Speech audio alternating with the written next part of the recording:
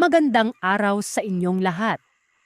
Maligayang pagdating sa aking kwento ngayon. Abangan ang mga kakaibang pangyayari na magpapakilabot sa inyo. Ang kwentong ibabahagi ko sa inyo ay isa sa mga karanasan ko noong namamasada pa lamang ako ng habal-habal. Yun kasi ang mga sinasakyan papunta sa mga riblid na lugar. Noon kapanahunan ko. Dahil sa hirap ng buhay ay maaga akong namulat sa pagtatrabaho. Dumidiskarke ako sa palamasada. Kasama ang aking ama. Tandang-tanda ko pa noong nasa edad 14 anyos pa lamang ako. Nang matuto akong magmaneho ng motor. Dahil sa minor de edad pa lamang ay hindi muna ako pinapayagan ni tatay na bumiyahe. Sa halip, isinasama-sama niya ako para malaman at makabisa ko ang bawat kasuluk-sulukan ng mga higit na lugar na palagi niyang pinupuntahan at pinaghahatiran ng mga pasero. Tumutulong rin ako sa pagbubuhat ng mga mabibigat na darahin ng mga pasero ni tatay. At kapag ganoon ay dinibigyan ako ng konting halaga ng mga ito. Sa ganoong paraan ay nakakapag-ipon ako at kahit papano, nakakapag-abot ako ng konting halaga sa mga magulang ko noon. Noon nang nag-edad ako ng 18, saka pa lamang ako pinayagan ni tatay na mamasaherong mabisa. Lamon-tama namang binenta ng karapit bahay namin ang motor na itong ginagamit sa pamamasada. Dahil sa may bibigyan nitong pagagamitan. Kaya hindi naman dalawang isip pang aking amang bilhin yon. Kinuha niyo muna ang mga naitabing ang pera at yun ang ipinangbayad niya. Palagi kang mag-ingat sa pagmamaneho, anak ka. Alam mo namang marami na mga nabidisgrasya ngayon. Masyado kasing kaskeskero mo yan kung makapagpatakbo ng motor. Kaya ikaw, huwag kang gumaya. Ang palaging paalala ng aking ama bago ako lumalabas ng bahay para bumiyahe. Isang business, habang naghihintay ako ng pasahero, nakita ko si Eduardo. Isa sa mga kasamaan naming mga driver ng habal-habal. Ika-ika itong naglalakad papalapit sa aming dalawa ni Mang Lucas. Oh, mukhang inaatake na naman tayo ng rayong mga yun. Bulalas pang diro ni Mang Lucas kay Eduardo. Hindi rayuma to Mang Lucas, lanya. Kamuntikan-muntikan na ako madali kadabi. Iilin-ilin na tugawan ni Eduardo. O bakit kamuntikan ka rin madali? Anong nangyari? Ipinakipin niya sa amin ang malaking sugot sa binte. Sanhin ang pagkakadesgrasya niya noong magatiduman na siya ng pasahero sa liplid na purok. Aniya, pagkatid niya managawan sa pasaherong matanda. Nagulat malamang siya nang biglang may malaking ibon ang dumaan sa kanyang harapan. Habang nagmamaneho siya ng motor pa uwi nun. Mabuti malamang at hindi masyado mabilis ang pagpapatakbo niya. Kaya't noong nagpreno siya sa minamanehong motor, ay mahina lamang ang pagkakasadsad niya sa lupa. Meron kong malakas yun. Piyak. Malamang sa malamang ay paglalamayan naman na siya ngayon. Ibon? Anong klase ng ibon naman ang nakita mo? Tanong niya Mang Lucas sa kanya. Wakwak, Mang Lucas. Sigurado akong wakwak yan. Dahil nung dumaan yan sa harapan ko, nakarinig ako ng huni ng wakwak eh. Alam kong nandaling niya mismo sa ibong mabilis na dumaan. Tugon nito ay pipinawiwanag pa sa amin kung gaanong nakakakilabot ang itsura ng nilalang na nakita niya. Nako, nakalimutan ko palang banitin sa inyo. May nababalitaan pala kung ang gagampalan ganyan sa mga karapid lugar. Siguro baka yun yung nakita mo aswang Eduardo. Mabuti na naman at hindi ka dinumog nun. Saad ni Mang Lucas. Humiling irin siya at sinabi niya sa amin na pagkasadsad ng motor niya ay nakaladkad muna siya bago tumilapon sa gilid ng kalsada. Pagkatilapon niya ay dagli-dagli siyang tumayo at nagtatakbo patungo sa kanyang motor.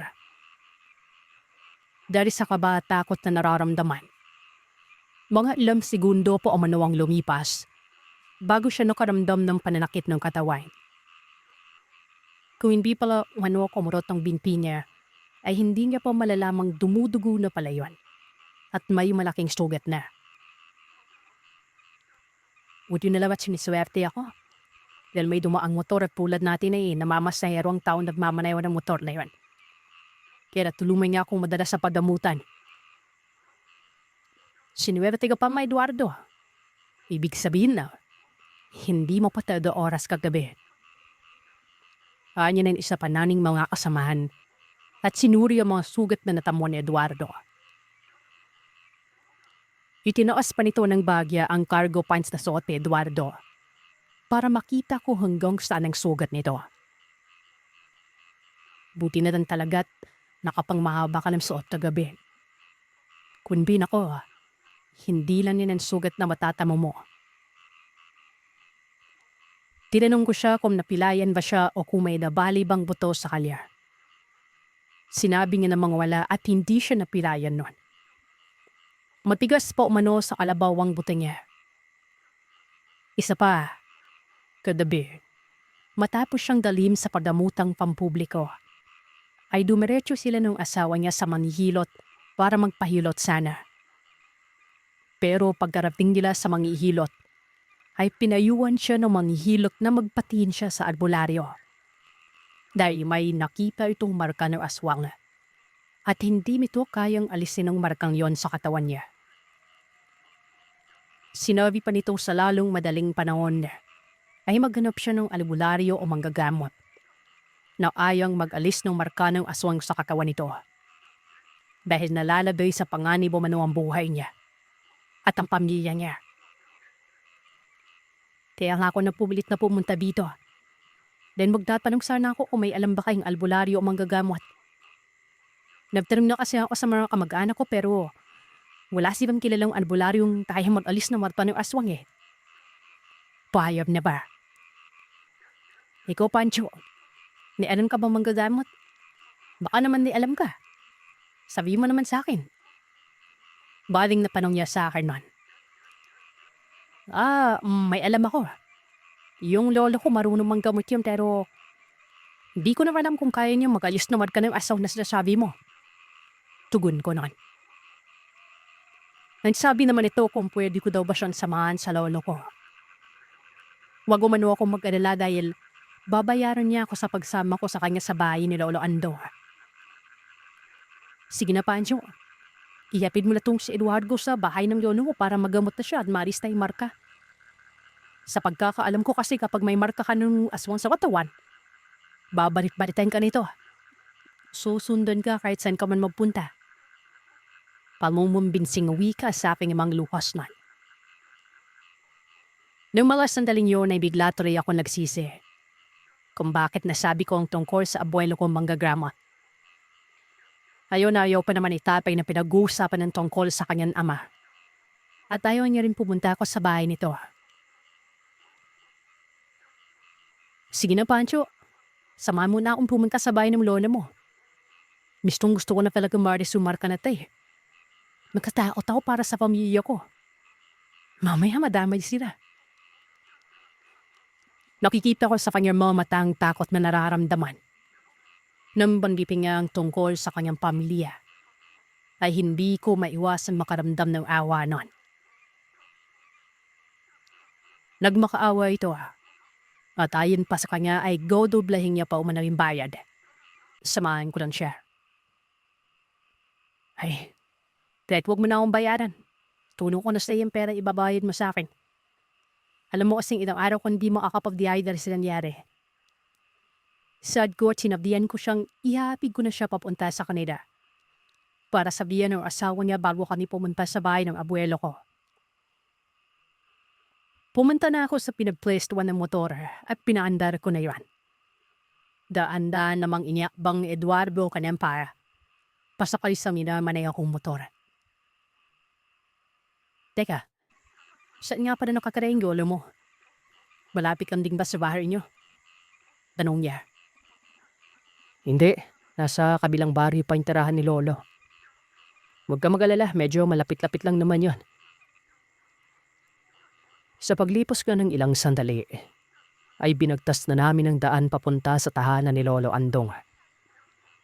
Nasa dulo ng baryo pa ang bahay nito. Dahil gusto ni Lolo Andong lang tahimik na buhay. Malayo sa mga kapitbahay. At higit sa lahat ay malayo sa mga taong wakas kong makapanghusga. Minsan ang pinagbintangan kasi itong aswang si Lolo. Kunwari lamang umano itong nanggagamot pero ang totoo ay mas lalo lamang niyang binibigyan ng sakit ang mga taong nagpapagamot sa kanya. Ang sabi pa nga ng iilang kalapit bahay niya sa kanilang baryo, nagbabalat kayo lamang umano bilang isang manggagamot si Lolo. Pero ang totoo, isa itong aswang at mamabarang. Magkaganon ay hindi ako naniniwala dahil sa mas kilala ko ang tunay na katauhan ni Lolo Andong kesa sa kanila. Alam kong hindi totoo ang kanilang mga sinasabi. Pakana lamang yon ng mga huwad na manggagamot na naiinggit sa kanya noon. Habang binabagtas namin ang daan papunta sa baryo, ay ipinaliwanag ko ang lahat kay Eduardo. Kako, hindi ako sigurado kung maaalis ba ni Lolo ang marka ng aswang sa kanyang katawan. Pero kahit gano'n ang agam-agam ko, susubukan namin. Dahil wala namang mawawala. Isa pa, may katagalan ng panahon na hindi ko nadadalaw si Lolo. Mahigpit kasi kaming magkakapatid na pinagbawalan ni tatay na dumalaw sa bahay ni Lolo. Kaya't wala akong idea sa mga panggagamot na ginagawa niya noon. Kung hindi lang talaga ako naawa sa kalagayan ni Eduardo, ay hindi ko susuwayin ang bilin ng aking ama. Sa haba ng binahe namin ay narating na namin ang iblib na lugar. Saktong pagdating namin, kakarting lamang din ni Lolo noon. Base sa kasuotan nito ay mukhang galing pa ito sa bundok. Pagkababa ko ng motor ay kaagad na akong nagmano sa kanya at sinabi kong sadya namin. Tumuloy na muna kayo dito at magpapalit lamang ako ng damit sandali. Aya ni Lolo Andong pagkabukas ng pintuan. Dahan-dahang inaalalayan ko naman si Eduardo sa paglalakad papasok sa loob ng bahay.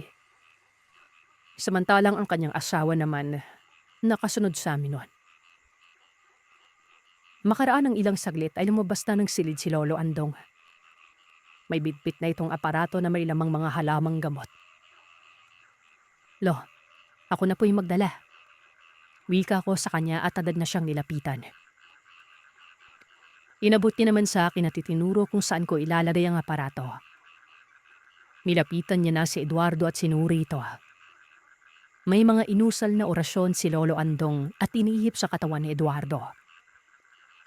Pagkatapos ay nagpausok siya ng insenso at sinabayan ng pagsunog ng 3 pirasong kulay itim na balahibo ng manok.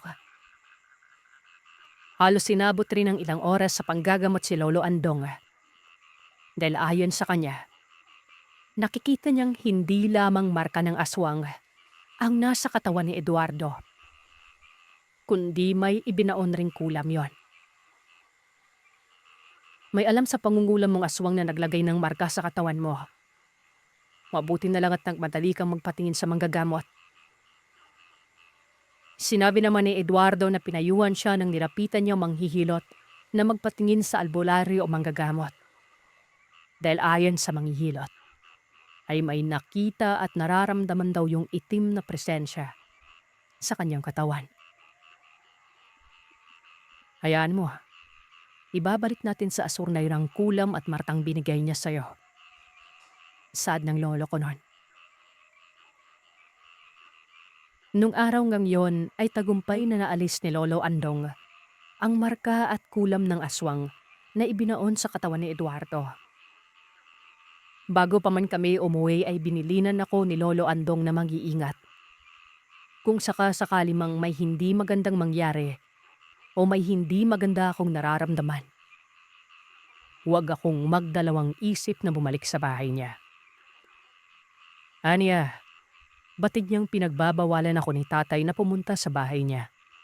Dahil sa may malalim na dahilan rin umano si tatay. Kung bakit nito nagawang pagbawalan kami ng mga kapatid kong dumalaw sa kanya at hindi niya ito masisisi noon.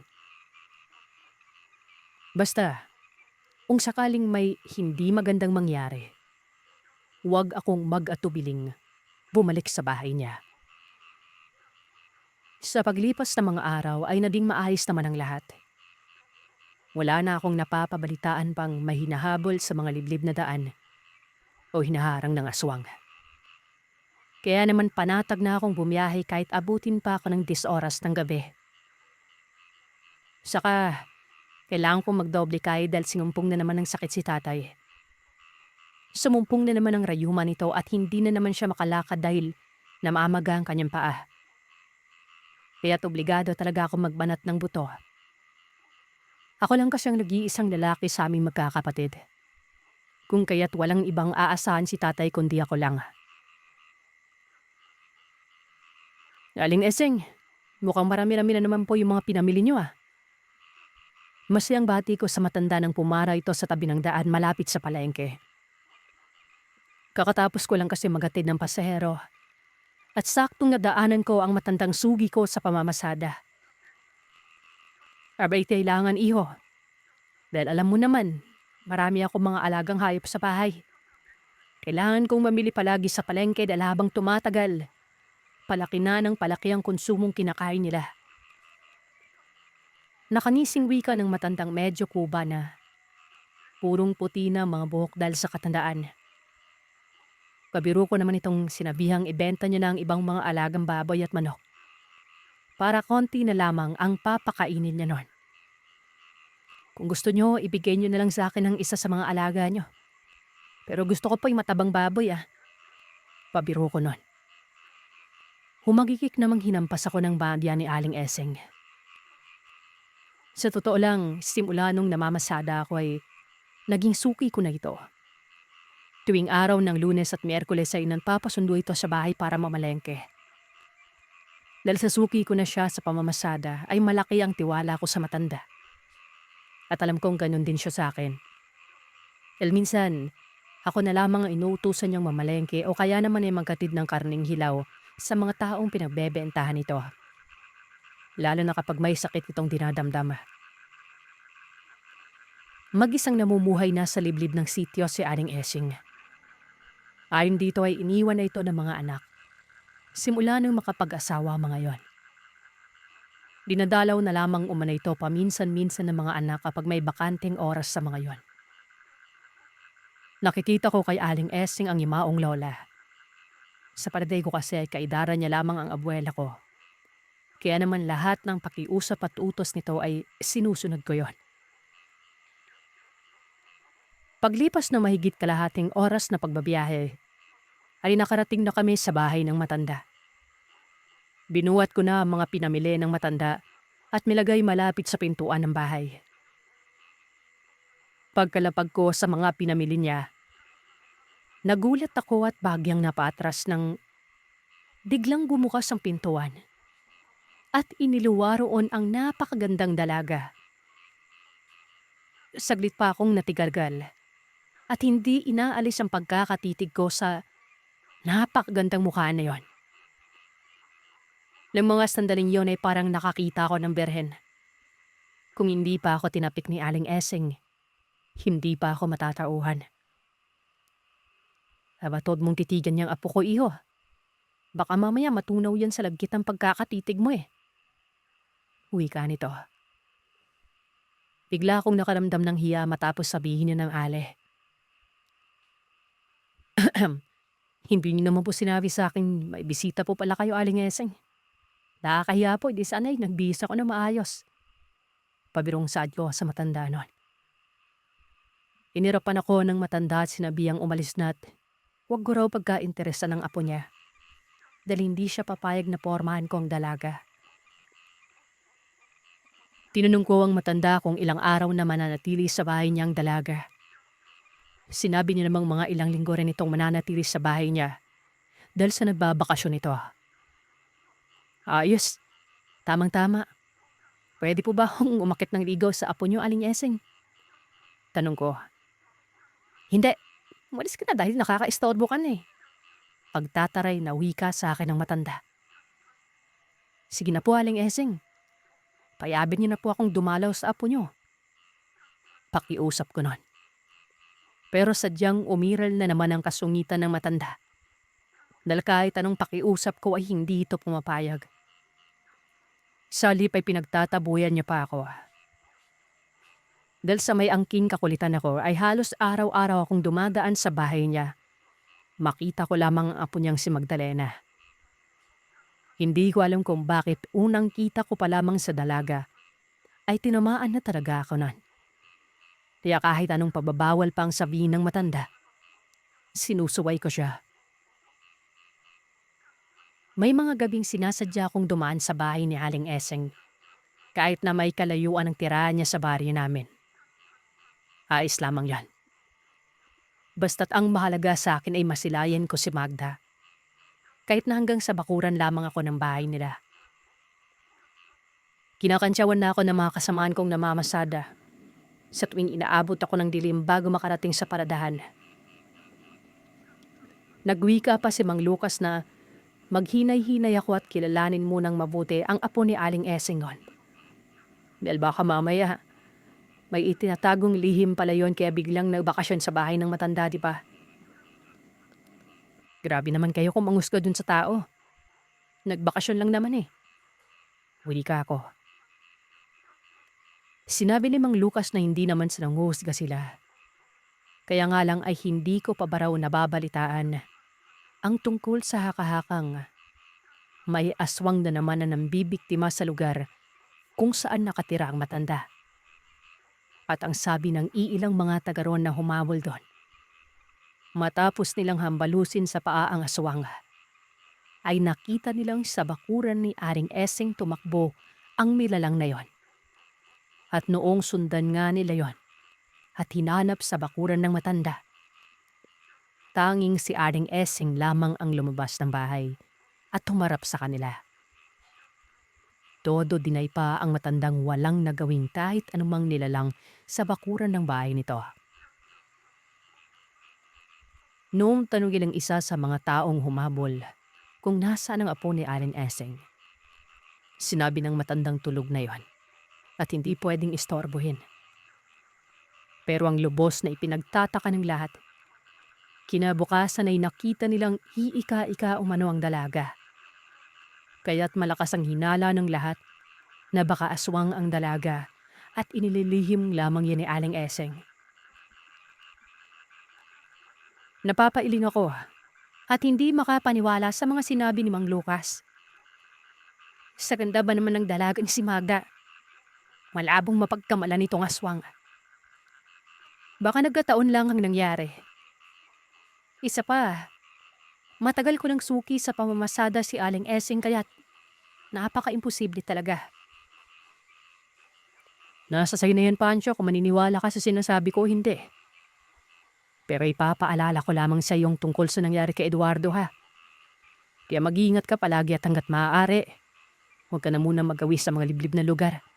Kapag sumasapit na yung takip silim, dito ka na lang sa malapit bumiyahe. Tanging pagtango na lamang ang naging tugon ko sa kanila. Sakto namang may pasahero na ako ng mga sandalin yon. Kaya umalis na ako sa umpukan. Habang gumabiyahe ako ng araw na yon ay hindi mawala-wala sa aking isipan ang tungkol sa pinag-uusapan ng mga kasamaan kong driver. Mula bata pa lang kasi ako ay kilala ko na si Mang Lucas. Alam kong hindi ito nagsisinungaling. Pero bakit hindi pa rin ako kumbinsido sa mga sinasabi niya? Siguro, maniniwala lamang ako kapag ako na talaga mismo makakakita nun. Kahit naman kasi marami na akong nababalita ang mga kababalagan, hindi pa rin ako masyadong maniniwala. Kasabihan ko kasi noon, to see is to believe. Hindi ako maniniwala hanggat hindi ako mismo ang nakakaranas. Pagka-uwi ko sa bahay kinagabihan, matapos mamasada, ay sinabi ko kay tatay ang tungkol sa mga nasagap kong balita. Nang banggitin ko ang pangalan ni Aling Esing ay sandali siyang natigilan na para bang nagulat ito. Ano ka mo? Palagi mong pasahero si Esing. Yung matandang nakatira sa dulong baryo. Kailan mo pa siya naging pasahero ha? O tay, may katagalan na rin po. Bakit po? May problema po ba? Nakinikinita ko sa kanyang parang hindi niya nagusto ng sinabi ko. Sa seryosong boses ay sinabihan ako ni tatay na iwasan ng matanda't hanggat maaari ay wag na ako magawi pa sa bahay nito. Tinanong ko siya kung bakit kailangang iwasan ko ang matandang yon. Gayong wala naman itong ginagawang masama sa akin. Isa pa ay mabait ang pakikitungo sa akin ni Aling Eseng, kaya wala akong nakikitang mali para iwasan siya. Tsaka syempre, kailangan ko magpakitang gilas sa matanda dahil isa gusto ko ang nilgawan ng apo nito. Sabihin niyo po muna sa akin yung dahilan tay kung bakit kailangang iwasan ko si Aling Eseng. Basta, makimig na lang sa mga sinasabi ko. Iwasan mo yung matandang yon. Huwag nang maraming tanong-tanong pa. Seryoso si tatay nun.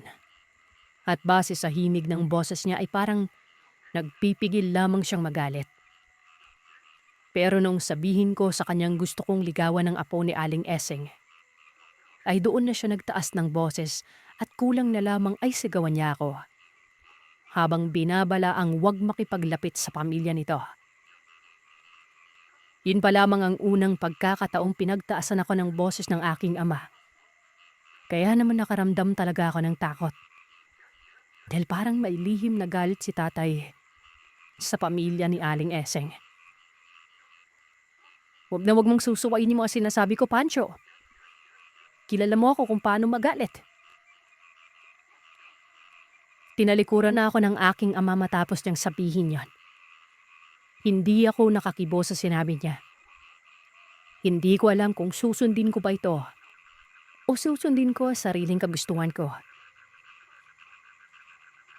Lumipas sa mga araw na pinag-iisipan ko ang tungkol sa sinasabi ni tatay.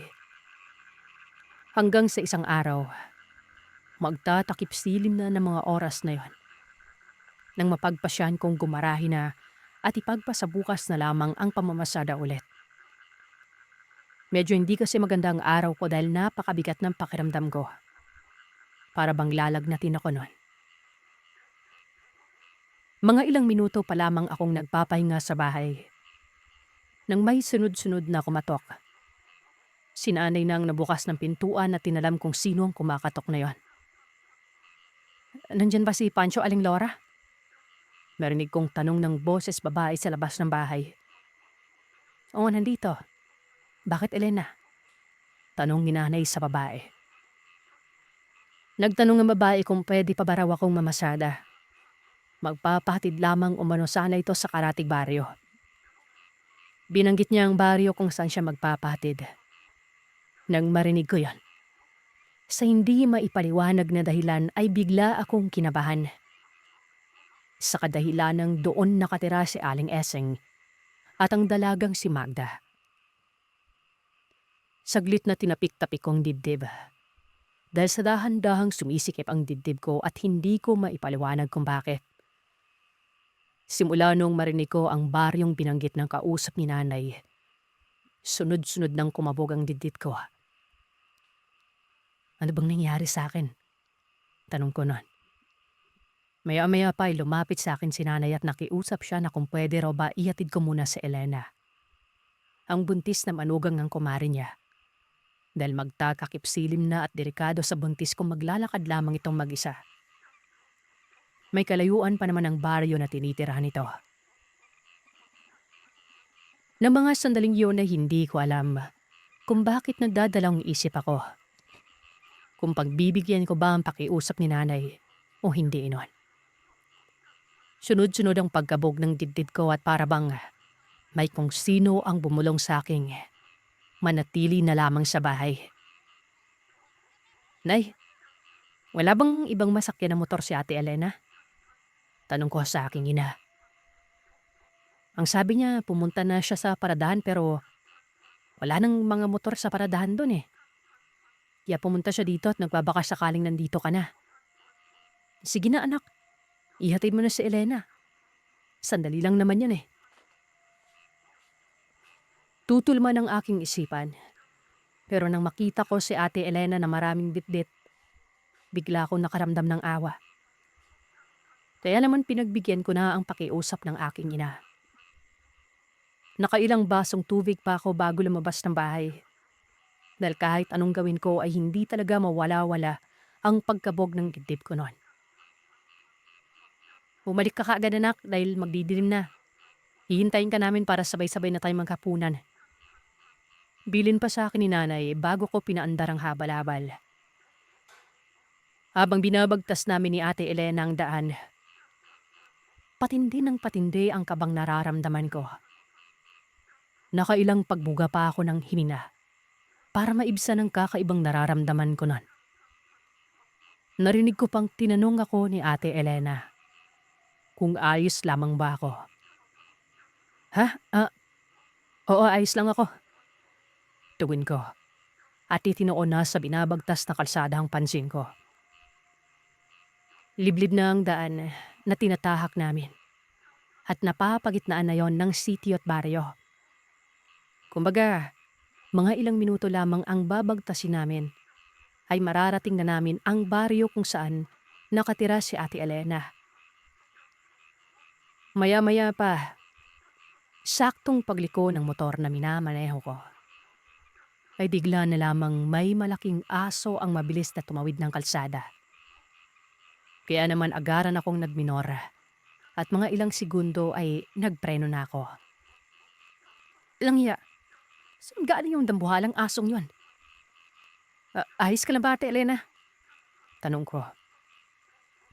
Umo naman ito.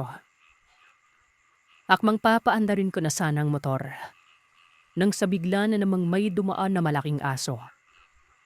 Pero sa pagkakataong yun ay humarang na ito sa daraanan namin.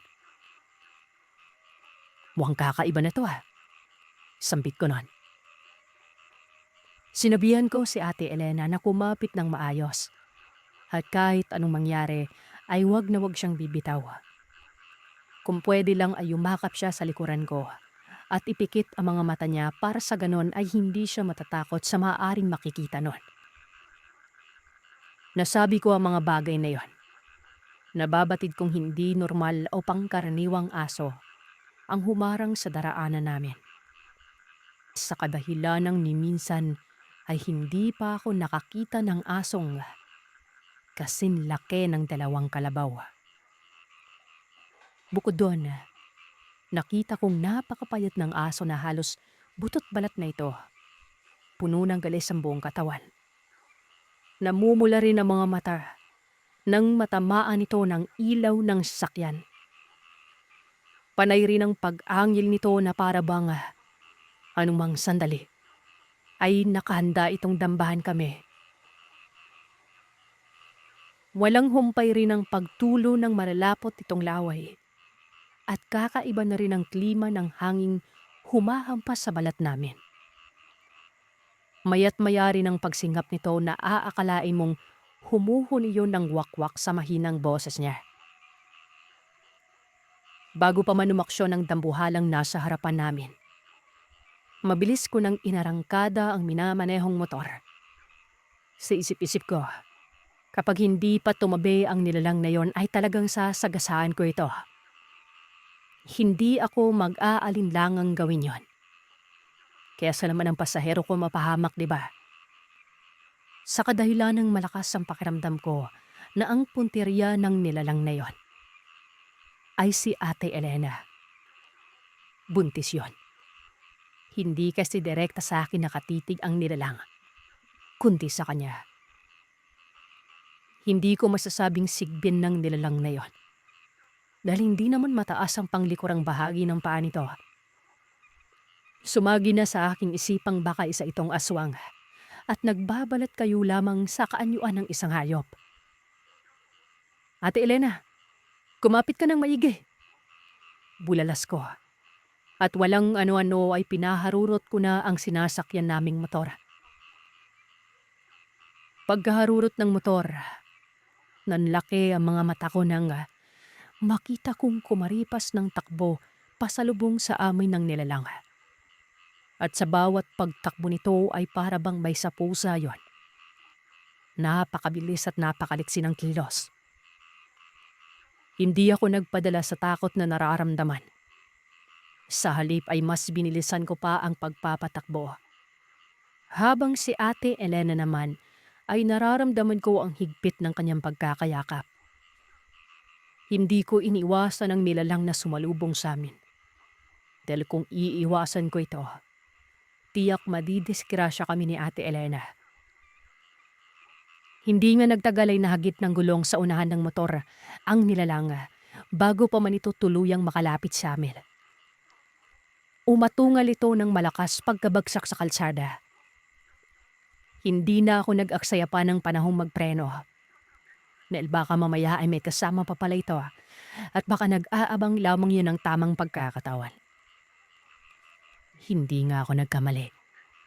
Dahil wala pang isang minutong nagdaan ay may malaking ibong may malapaniking pakpak ang nasipat ko sa salamin ng motor. Humuhon iyon ng wakwak habang sinusundan kami. Grabe ang takot at kilabot na nararamdaman ko ng mga oras na yon. Pero mas nanaig sa akin ang isiping may kasama akong buntis. Hindi ako dapat magpadaig sa takot na nararamdaman. Dahil 2 buhay ang nakasalalay. Mabuti na lamang at may tao pa sa bungad ng baryo. Kaya't sunod-sunod na akong bumusina para mapansin ako ng mga taong nakatambay sa gilid ng daan. Tumingin naman sa gawin namin ang mga kalalakihang nakatambay. Pagkalapit namin, pinara kami ng mga ito at pinahinto. Nangangatog na bumaba ng motor si Ate Elena. Nakilala naman siya ng isa sa mga tambay, kaya't tinanong siya kung ano ang nangyari. Sinabi naman ni Ate Elena ang lahat. Nung una, ay hindi pa sana maniniwala ang mga kalalakihang tambay pero noong makarinig sila ng huni ng wakwak at noong tumingala sila, ay nakakita sila ng malaking ibon na kasing laki ng tandang na manok ang lumipad papalayo. Doon na sila naniwala. Halos manigas na ang mga tuhod ko at hindi ko na ito maigalaw pa nang makarating kami sa bahay ni Ate Elena. Buti na lamang talaga at hindi kami hinayaan ng mga tambay. Hinatid nila kami sa bahay ni Ate Elena. Sakto namang naroroon ang mga magulang nito kaya't nang gabing yon ay hinalugog nila ang baryo. Kinabukasan na nila ako pinauwi gawa ng baka tambangan ako ng aswang. Matapos nilang halugugin ang baryo, wala silang nakitang bakas ng nilalang. Napagpasya na lamang nilang ipagpabukas na lamang ang paghahanap sa aswang. Hindi sila titigil hanggat hindi nila mapapatay yon. Kinabukasan naman matapos nilang libutin ng buong baryo, ay nalaman nilang wala na sa bahay ang apo ni Aling Eseng. Nagtataka nga sila dahil bago pa man raw magtakip silim ay may nakakita pa doon sa apo nito. Kung gaya't napaka-imposibleng hindi na nila ito mahagyulap kinaumagahan pa. Si Aling Eseng naman ay hindi na nila makausap ng matino. Nakatulala lamang ito. Mukhang tinakasan na yata ng bait nun. Noong halugugin nila ang bahay ng matanda, ay may nakita silang mga patak-patak ng dugo pero hindi nila matukoy kung kanino o saan galing yon. Nang sabihin ko naman kay tatay ang lahat, ay doon na siya nagkwento. Ayon sa kanya, mortal na kaaway ni Lolo Andong ang pamilya ni Aling Eseng. At ang matandang ito rin ang pumatay sa lola ko. Dahil noong magkasakit tumano si Lola, ay palihim na pala nitong inaaswang. Hanggang sa isang gabi ay nadatnan na lamang ni Lolo na wala ng buhay si Lola. Wakwak ang tiyan nito at wala na yung lamang loob. Galing pa sa kabilang baryo si Lolo noon dahil may ginagamot itong may sakit. Dahil sa wala namang matibay na ebidensya si Lolo Andong noon para ituro na si Aling Eseng ang pumatay. Kaya absuelto ang matandang aswang sa ginawa nitong pagpatay sa lola ko. May alam rin sa pangungulam ang matanda, kaya't kaya nitong gumamit ng sabulag at iba pang mga orasyon sa kaliwa, nang sa ganon ay hindi maramdaman ang presensya nito. Wika pa ng aking ama, marahil ay may binabalak na naman ang gurang na yon. Kaya nakikipaglapit ito sa akin at kinuha ang loob ko. Ito rin ang nagpakalat sa karating lugar na isa umanong aswang si Lolo Andong. Kaya nga raw nagsipag-alisa ng mga anak nito at naiwan na lamang ang matandang yon. Dahil sa bali-balita na rin sa karatig baryo ang tungkol sa angka nila. Napatimbagang na lamang ako matapos malaman yon. Kung sana'y sinabi agad ni tatay sa akin noon, hindi sana'y matagal ko nang iniwasan ng matanda. Mabuti na lang at hindi ako hinawaan ng pagiging aswang nito. O kaya naman ay ginawan ako ng hindi maganda. Simula nang mangyari ang karanasan kong yon, hindi na ako namamasada pa ng gabi. Kapag magtatakip silim na ay nasa bahay na lamang ako. At kahit na may makikiusap pang magpatid sa akin sa ibang lugar, hindi ko na yan pinagbibigyan pa. Dahil ayoko nang maulit pa ang nangyari sa akin noon. Nang minsang maghatid ako ng isang buntis sa liblib na baryo. Sa kasalukuyang taon ay naninirahan ako dito sa Bagong Silang, sa may Caloocan. Taong 1999, na mga panahon nito, ay nakatira kaming mag-asawa sa lalawigan ng Quezon Province. Doon kasi ako pinanganak at doon na rin ako lumaki. Buntis ako ng mga panahong yon at nasa 5 buwan na. Hindi naman sa nagbubuhat ng bangko sa pero masasabi kong may kaya sa buhay ang asawa ko. Masipag kasi ito at madiskarte sa buhay. Ganon din naman ako. Tiyan naman kahit na bagong mag-asawa pa lamang kami, ay may kanya-kanyang negosyo na kaming pinapatakbo at may sariling bahay at lupa na rin. Wala naman sanang naging problema kung kami lang mag-asawa ang iintindihin ko.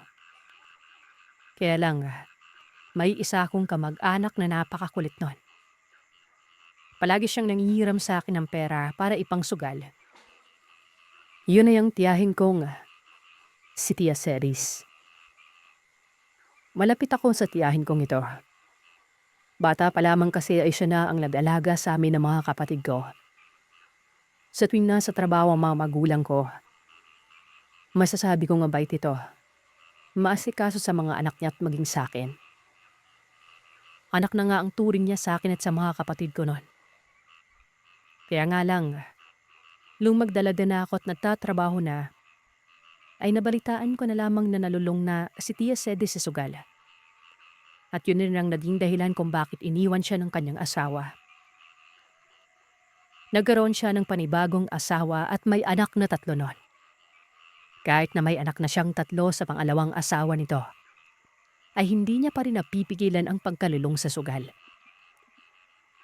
Hanggang sa umabot na sa puntong ang binibigay ng kinakasama niyang perang pangkusumo sana nila, ay hindi niya yon ipinangbibili ng pagkain para sa mga anak. Sa alip, ipinangsusugal niya lamang yon. Wala siyang pakialam kahit na wala na sila makain. Basta't ang mahalaga lamang sa kanya, makapagsugal. Noon nang nag-asawa na ako at nabuntis, sa akin lumalapit si Tia Ceres para manghiram ng pera. Nung una ay pinapahiram ko siya dahil sa ang sabi niya sa akin, ipambibili niya raw ng pagkain sa mga bata. Hindi pa raw kasi nagpapadala ang kinakasama niyang nagtatrabaho sa ibang lugar.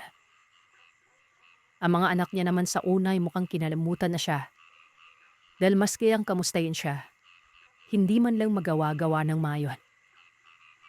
Simula kasi nang hiniwalayan siya ng asawa niya, ay sumama ang kanyang mga anak. Tanging ang bunso niya na lamang ang naiwan sa kanya. Kaya lang, nung mabalitaan ng asawa niyang nagkaroon siya ng kinakasama, ay kinuha nito ang anak niyang bunso. Simula noon, ni minsan ay hindi na siya dinadalaw ng mga anak niya. Kaya ganun na lamang ang awang naramdaman ko sa kanya. Sa tuwing lumalapit nga ito sa akin ay hindi ko siya tinatanggihan. Sa isip-isip ko kasi, yun lamang naman ang kaya kong itulong sa kanya. Pero noong napapansin kong palagi nang nanghihiram sa akin ng pera si Tia, doon na ako binaalaan ng asawa ko. At pinaalalahanan niya akong huwag masyadong maging mapambigay sa tiyahin ko na yon. Sa amin na nga raw kumakain kadalasan ng 3 anak ni Tia. Palagi pa itong mangungutang ng pera para lamang may ipangsugal. Alam mo, Felia, ang dapat diyan sa tiyahin mo, patulugin sa barangay ng 1 linggo para matigil yung pagiging adik sa sugal. Kasama yung mga kamosang ning sugarol. Aba, hindi na normal yung ginagawa niya. Nagkanda baon-baon na siya sa utang para lang maipangsugal. Tingnan mo nga, wala na nga sila makain halos buong maghapon eh. Magdamag pang nasa sugalan ng tiyahin mo. Mahabang wika sa akin ng asawa ko. Nung minsang nalaman niyang nangungutang na naman ang tiyahin ko. Sinabihan niya akong dapat ay hindi ko na pinabigyan pa ang tiyahin ko. Malaki na ang utang nito sa amin at ni 5 duling ay hindi pa ito nagbabayad. Wala naman sanang magiging problema umano kung uutang nito sa amin. Basta sa pagkain lamang napupuntan inutang na pera.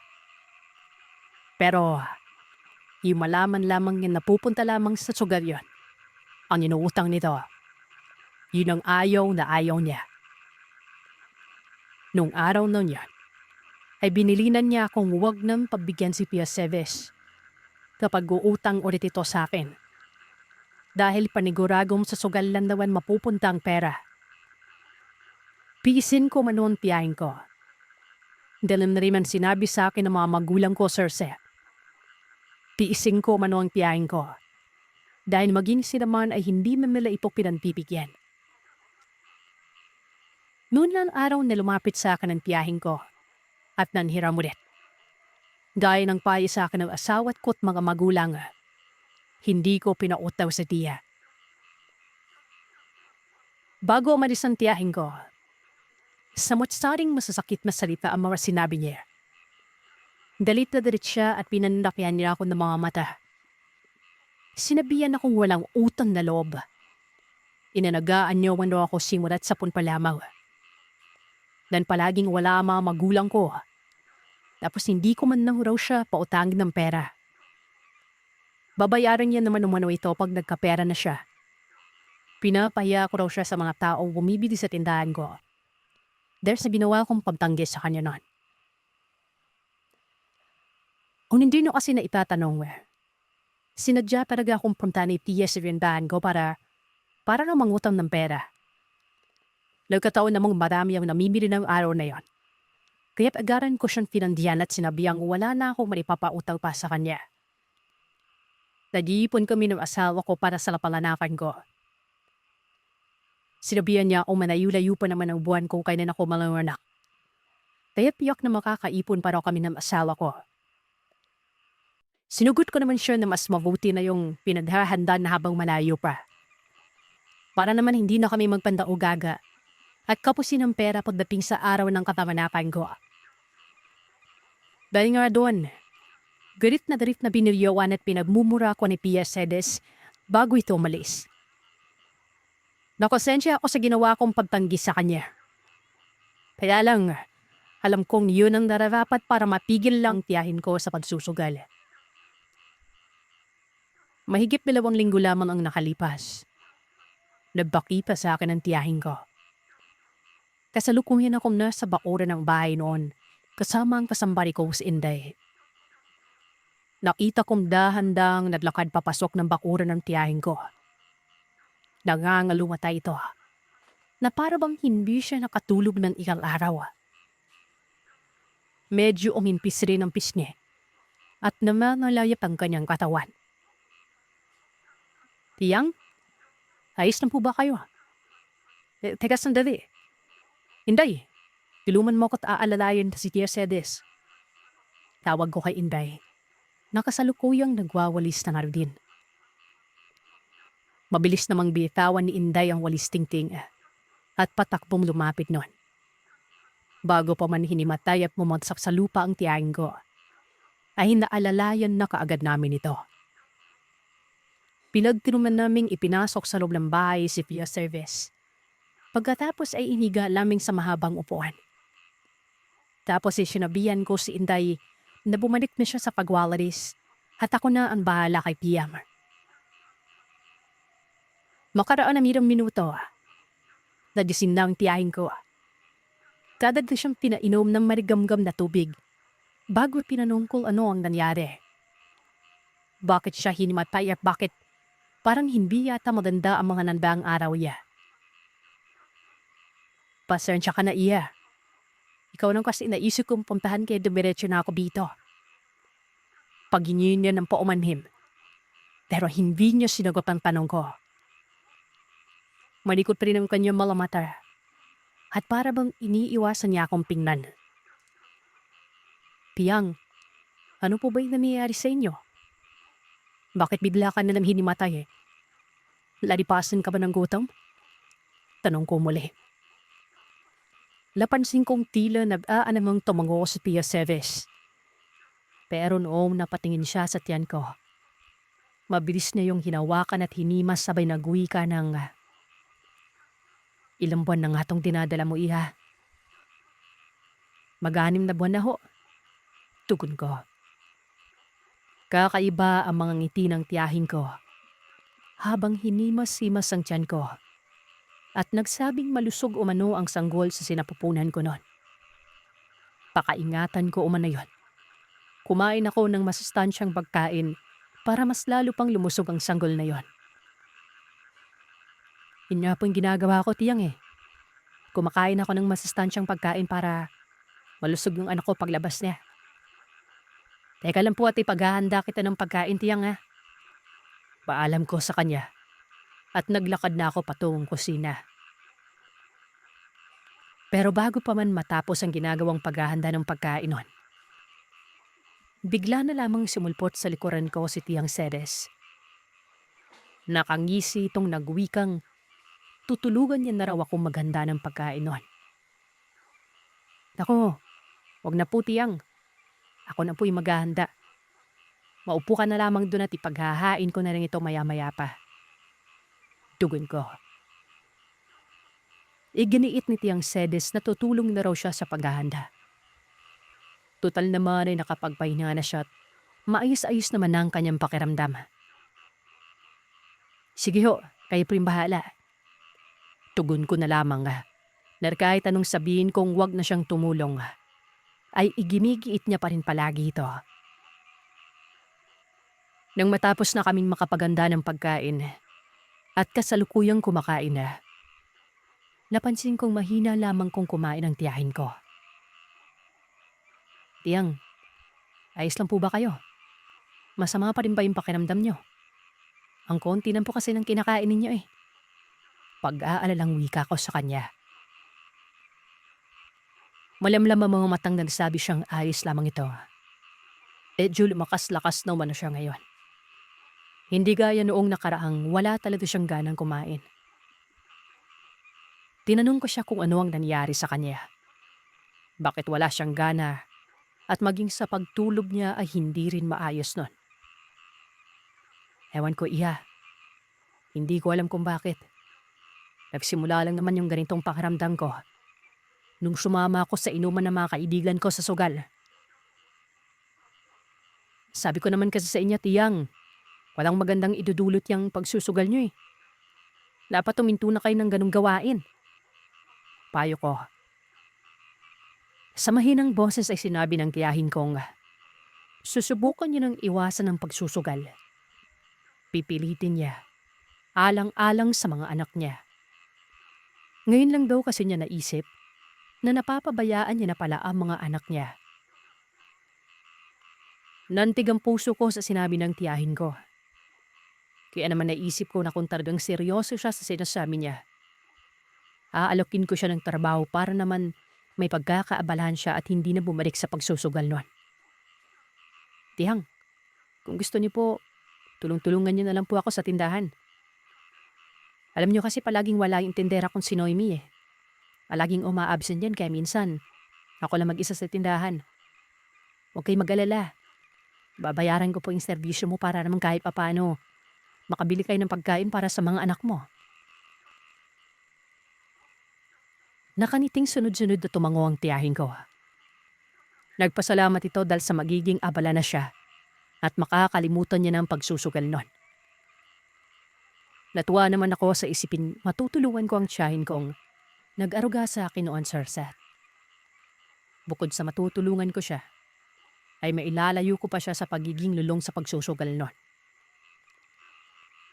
Dumaan ang mga araw. Laging maayos naman ang lahat.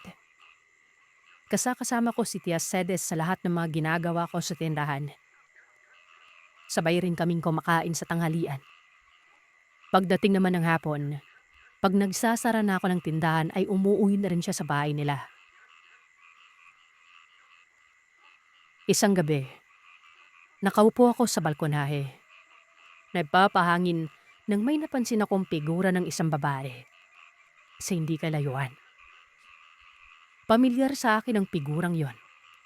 Kaya't tumayo ako mula sa pagkakaupo at tinitigang maigi ang bulto ng taong natatanaw ko. Bagya kasi yung natatamaan ng liwanag ng ilaw sa poste. Kaya medyo naaaninagan ko yon. Noong matitigan ko na kung sino ang babae, ay napakunotno ako. Dahil sa nakita ko si Tia Sedes. Nakatayo ito sa labas ng bakuran, malapit sa may puno ng mangga, habang nakatitig sa gawi ko. Sa pag-aakala kong may kailangan siya sa akin kaya naman hinayaan ko na lamang siyang lumapit sa akin noon.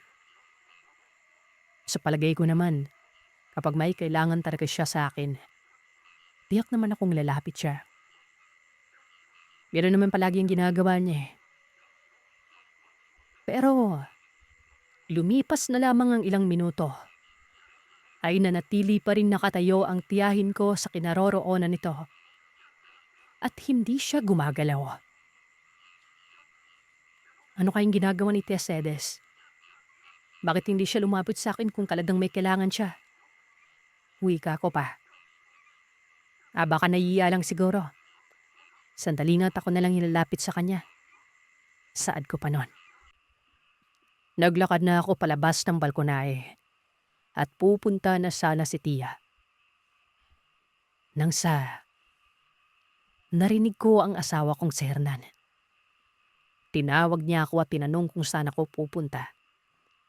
Bakit ako lalabas umano gayong madilim na? Nilingon ko siya at sinabihang pupuntahan ko lang si Tia Sedes nun. Sino? Si Tiang Sedes? Saan mo naman siya pupuntahan? Labing gabi na. Tanong niya.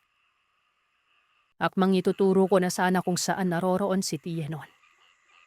Nang sa pagbalik ko ng tingin ko sa tawid ng daanan sa may puno ng manggang malapit sa poste ng ilaw. Wala nang matanda. Nagulat at napakunot-noo ako at naitanong sa isipan kung nasaan ang tiyahin ko na yon. Teka, nasaan ba si Tia Sedes? Kanina lang naroroon siya sa... Hindi ko na naituloy pang sasabihin. Dahil sa sinabihan ako ng asawa kong pumasok na sa loob ng bahay nun. Huwag na raw akong lumabas.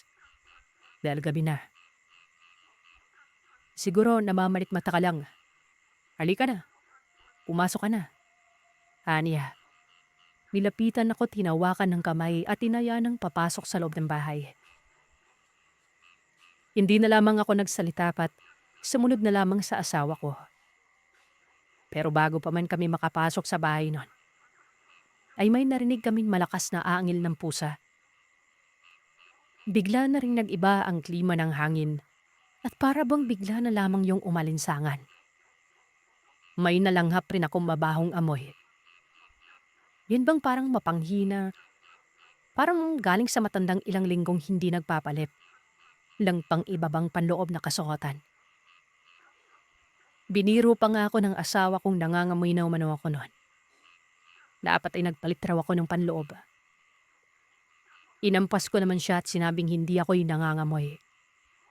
Kako, baka siyang nangangamoy. Magsasalita pa sana si Hernan, pero muli na naman namin narinig ang angil ng pusa. Kaya't nagpalina-lina kami at hinanap ang ingay ng hayop na yon. Lintik naman oh. Halika na, Ophelia. Bilisan mo nang pumasok sa loob ng bahay. Wika ng asawa ko at tila ba natataranta. Nagmadali naman akong sumunod sa kanya at natanong kung bakit minamadali niya akong pumasok noon. Mamaya ko na sasabihin sa'yo. Basta, bilisan mo na mabiyakad. Nung makapasok na kami sa loob ng bahay, mabilis din ang isinara ang pintuan. Ano ba kasit nangyari, bakit halos kalagkarin mo na ako papasok? Tanong ko muli sa kanya. Napahugot siya ng malalim na hininga bago nagsalita nun. Anya, kanina umano, habang hinahanap namin ang angil ng hayop na naririnig namin, ay may nakita siyang malaking pusa. Alam niyang hindi pang karaniwang pusa yon, dahil kasing laki ng aso. Halos makalbo na at butot balat na ang pusang yon. Puno rin ng galis ang buong katawan na para bang binanlian yun ng mainit na tubig. Pero ang mas ikinagimbal at ikinatakot niya ay noong makita niya ang namumulang mga mata nito. Walang tigil sa pagtulo ang malalapot na laway sa bunganga na may matutulis na mga ipin. Sinabi ko sa kanyang baka aso ang nakita niya at hindi pusa nun. Iginiit niya namang pusa talagang nakita niya at siguradong sigurado siyang hindi siya namamanit mata lamang. Bago pa man ako makapagsalita, ay nakarinig kami ng malakas na huni ng ibon at kakaibang huni na yon. Dahil sa tanang buhay ko, ni isang beses ay hindi ko pa yun narinig. Sinasabi ko na nga ba eh. Untag na wika niya. Ano bang pinagsasabi mo? Natatakot na tanong ko sa kanya nun. Nagulat naman ako nang biglang sumulpot sa harapan namin si Inday at sumabat sa usapan. Aswang ate. Isang aswang yung huling naririnig natin sa labas ng bahay. Sabat niya at sinabitan ng isang supot na asin ang pintuan ng bahay. Naglagay rin siya ng tigi-isang dakot ng asin sa bawat bintana. Bago yun isinarang maigi. Dapat ate, hindi ka na po lumalabas ng bahay kapag magdidilim na. Alam niyo na po, mabango sa aswang ni mga buntis. Kaya palagi kayo mag-iingat.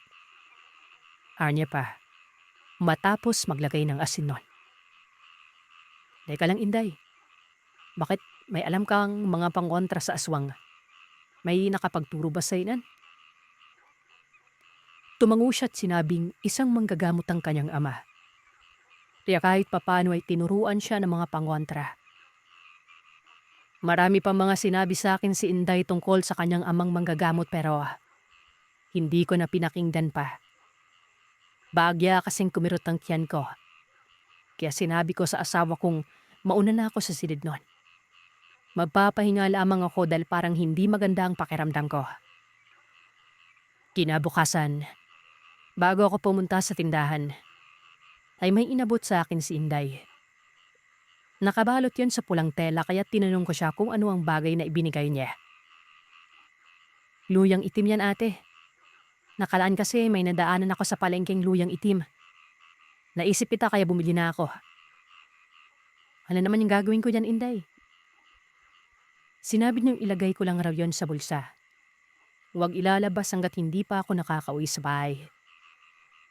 Saka ko na lamang raw ialis sa bulsa ko kapag magpapalit na ako ng damit sa bahay noon. Hindi ko sana tatanggapin ang binigay ni Inday. Pero talagang mapilit siya. Kaya naman wala na akong nagawa kung hindi kunin ang bagay na binigay niya at nilagay ko na sa bulsa yon. Ate, sandali lang. Tawag sa akin ni Inday na maglakad na ako palabas. Ano na naman, Inday? Sagot ko at pigil na pigil ang inis na nararamdaman ko noon. Dahil paniguradong kung ano-ano na naman ang sasabihin nito. Nagulat naman ako nang sabihin sa akin ni Inday na mag-iingat ako palagi sa tiyahin kong si Tia Sedes noon. Kunot noong tinanong ko siya kung bakit niya ako pinag-iingat kay Tia. Basta po, mag-iingat na lang po kayo palagi. Tsaka hanggat maaari, iwasan niya po sana muna yung tiyahin niyo. Ay naku, Inday, kung ano-ano na naman yung pumapasok din sa isip mo. Bakit naman ako mag-iingat kay Tia Sedes gayong halos sa tanang buhay ko? Kasama ko na siya. Alam mo, mas mabuti pang bumalik ka na sa kusina para maglinis. Napapailing-iling na lamang ako at pakiwari ko ay parang may sayad yata sa utak si Inday. Biruin mo ba namang pinag-iisipan niya ng hindi magandang tiyahin ko? Inayaan ko na nga siya sa mga ginagawang kung ano-anong anik-anik na pangontra ko no sa aswang. Pati ba naman tiyahin ko, pag-iisipan niya pa ng hindi maganda. Wala na yatang magawa si Inday Pati si Tia Sedes kung ano na yung iniisip niya. Makalipas pang ilang minuto, nakarating na ako sa tindahan. Malayo pa lang, malaki na ang pagkakangisi ni Tia Sedes. Pero noong makalapit na ako sa kanya, ay bigla na lamang itong sumimangot at tumalas ang paningin. Lalapitan ko na sana siya para batiin nang bahagya itong lumayo. Nung mabuksan na ang tindahan ay nagpatiuna ng maglakad si Tia Sedes nun. Sa maghapong yon, napansin kong bihira lamang akong nilalapitan ng tiyahin ko. Papansinin niya lamang ako kapag may importanteng bagay siyang sadya sa akin. Naging malikot rin ang kanyang mga mata. At sa tuwing lumalapit sa akin ay para siyang nanggagalaitip, walang tigil sa pagkamot. Nagtutunugan rin ang kanyang mga ngipin na para bang sinasadyang pagkukuskusin yon. Dahil sa hindi ko na maatimpa ang kakaibang kinikilos ni Tia at ang pag-iwas niya sa akin sa buong maghapon. Kinausap ko siya ng masinsinan kinahapunan bago umuwi. Tiyang, may problema po ba? Tanong ko sa kanya.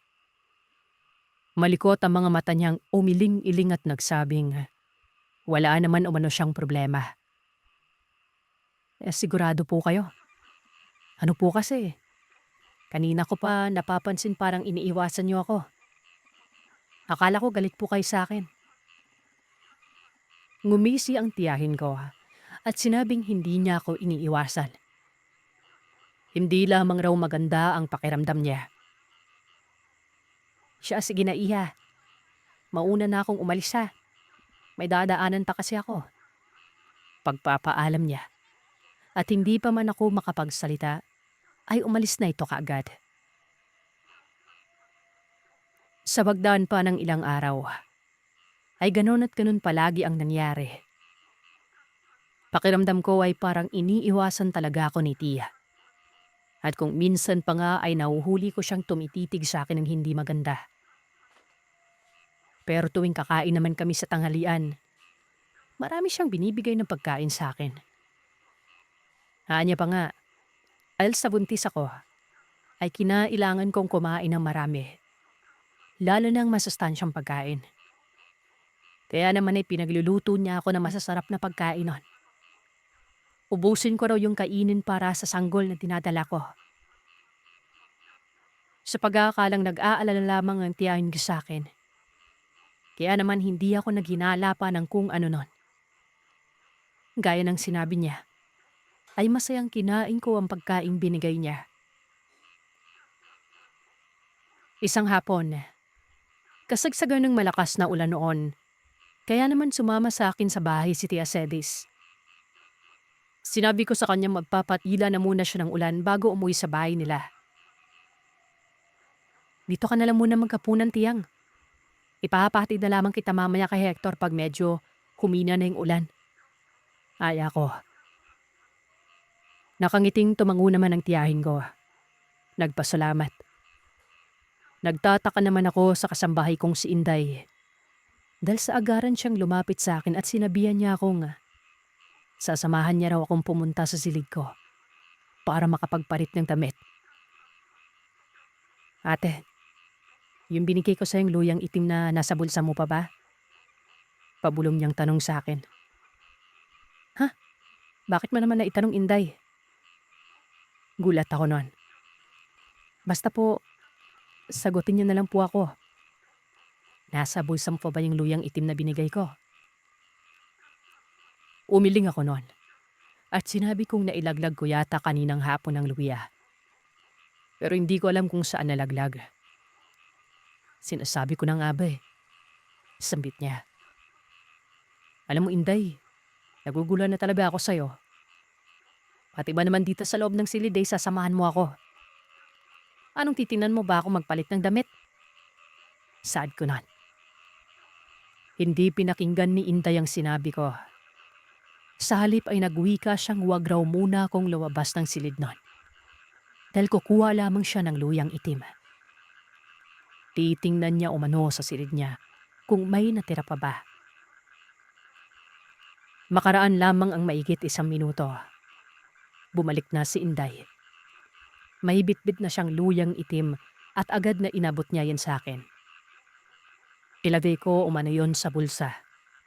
At siguraduhin kong hindi ko yon mailalaglag anuman ang mangyari. Tatanggapin ko lang yan kung sasabihin mo sa akin kung bakit mo ako pipigyan niya. Nandito naman tayo sa loob ng bahay. Sigurado akong ligtas tayo. At hindi makakapasok ang nilalang na sinasabi mo. Ang sagot niya, kahit nasa loob umano kami ng bahay, kailanman na hindi kami magiging ligtas. Dahil sa kayang-kayang pumasok ng aswang sa loob ng bahay. Lalo na kung inimbita ito ng nagmamay-ari ng bahay. At kung naglabas-masok na ito. Kung alam ko lang napupunta dito sa bayang tiyahin mo, di sana hindi ko na tinanggal yung mga asin na nilagay ko sa pintuan at bintana. Nilinis ko kasi yung buong bahay kanina. Hinalis ko yung mga asin. Ano ba kasi pinagsasasabi mo, Inday? Hindi talaga kita maintindihan. Nakaraan ka pa sabi ng sabi tungkol sa mga pangontra sa aswang. Sinasabi mo ring iwasan ko yung tiyang. Pero hindi mo naman ako binibigyan ng dahilan kung bakit. Tatapatin na kita, ate ah. Malakas yung pakiramdam ko, may tinatagong kakaiba yung tiyahin mo. Alam mo kasi, nung minsang pumunta siya dito sa bahay para manghiram ng pera sa'yo, kumulo yung bitbit kong lana nun. Kaya alam kong may kakaiba sa tiyahin mo. Paliwanag niya. Dagdag niya pang wika. Batid niyang isang aswang ang tiyahin ko. Dahil ang lanang dala niya ay binigay pa yun ng kanyang amang manggagamot. At kumukulo lamang yon kapag may aswang sa malapit. Nang araw na kumulo yon, ay tanging silang dalawa lamang ng tiyahin ko ang nasa bahay. Kaya't sigurado siyang aswang ang tiyahin ko nun. Ano ba yung pinagsasasabi mo, Inday? Nasaan ba yung lanang sinasabi mo ha? Alam mo mahirap mambintang ng walang basihan. Galit kong wika sa kanya. Dahil sa totoo lang, bata pa lang ako ay kasama ko na si Tia Sedes. Kaya't napaka-imposible talaga ang mga sinasabi niya. Kahit sino naman siguro, Sir Seth, maiinis kapag pinaghihinala ang aswang ang kaanak kong matagal mo nang nakasama, di ba? Yan nag-aalangan akong sabihin sa iyo tungkol sa kutob ko, ate. Alam ko kasing hindi ka maniniwala. Magagalit ka pa sa akin. Huminga ako ng malalim. Pilit na pinapakalma ang sarili. Sa isip-isip ko pa, hindi ako pwede magalit. Iba ako kung magalit. Wala akong pakialam kahit na sino ka pa. Kaya't hanggat maaari ay talagang nagtitimpi ako noon.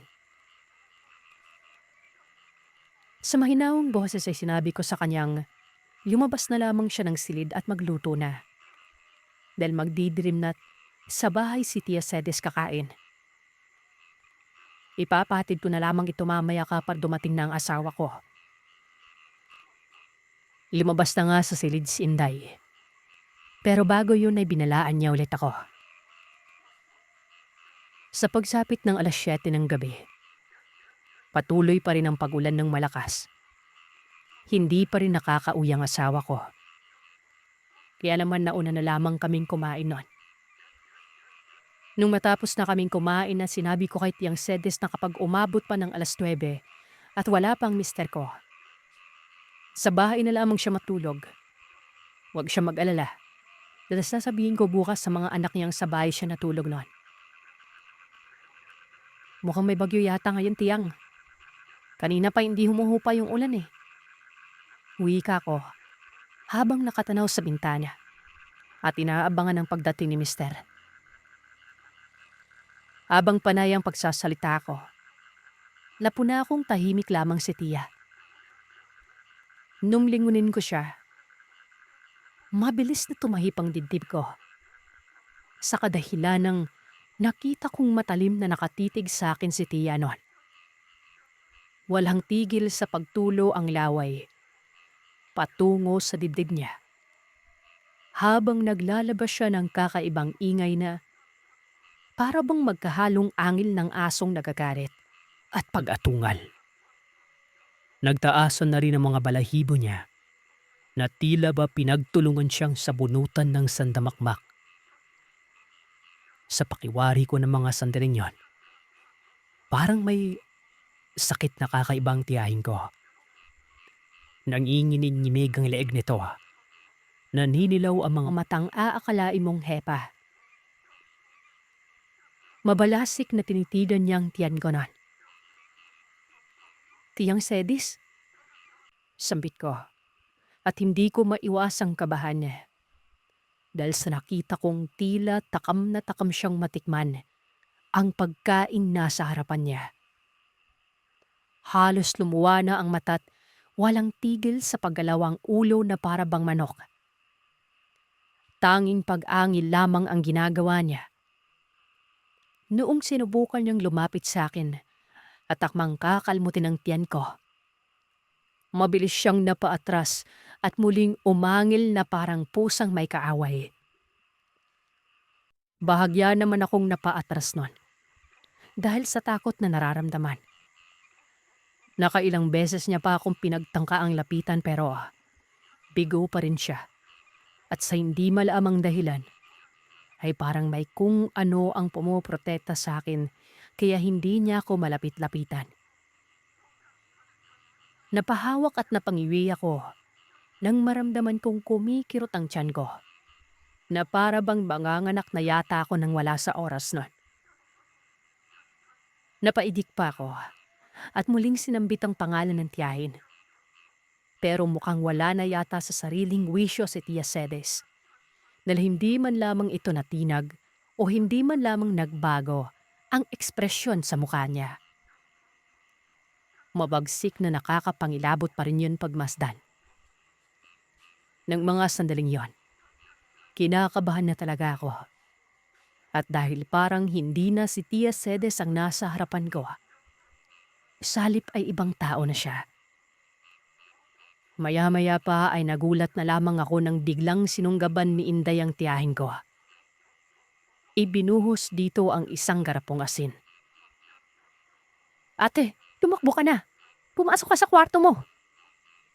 Sige na ate, bilisan naman ang tumakbo at papuntang kwarto mo. Muling sidaw niya. Dagdag niya pang wika. Mas ligtas ako kung nasa loob ako ng aking silid. Dahil may mga pangonta siyang inilagay doon. At hindi makakalapit ang tiyahin kong aswang. Pero paano ka? Natataranta at nag-aalalang tugon ko nun. Sinabihan ako ni Inday na wag ko raw siyang alalahanin. Dahil kayang-kaya niya raw ang sarili niya.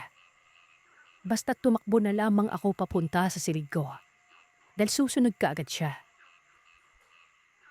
Yun ang ginawa ko. Hawak-hawak ang tiyan.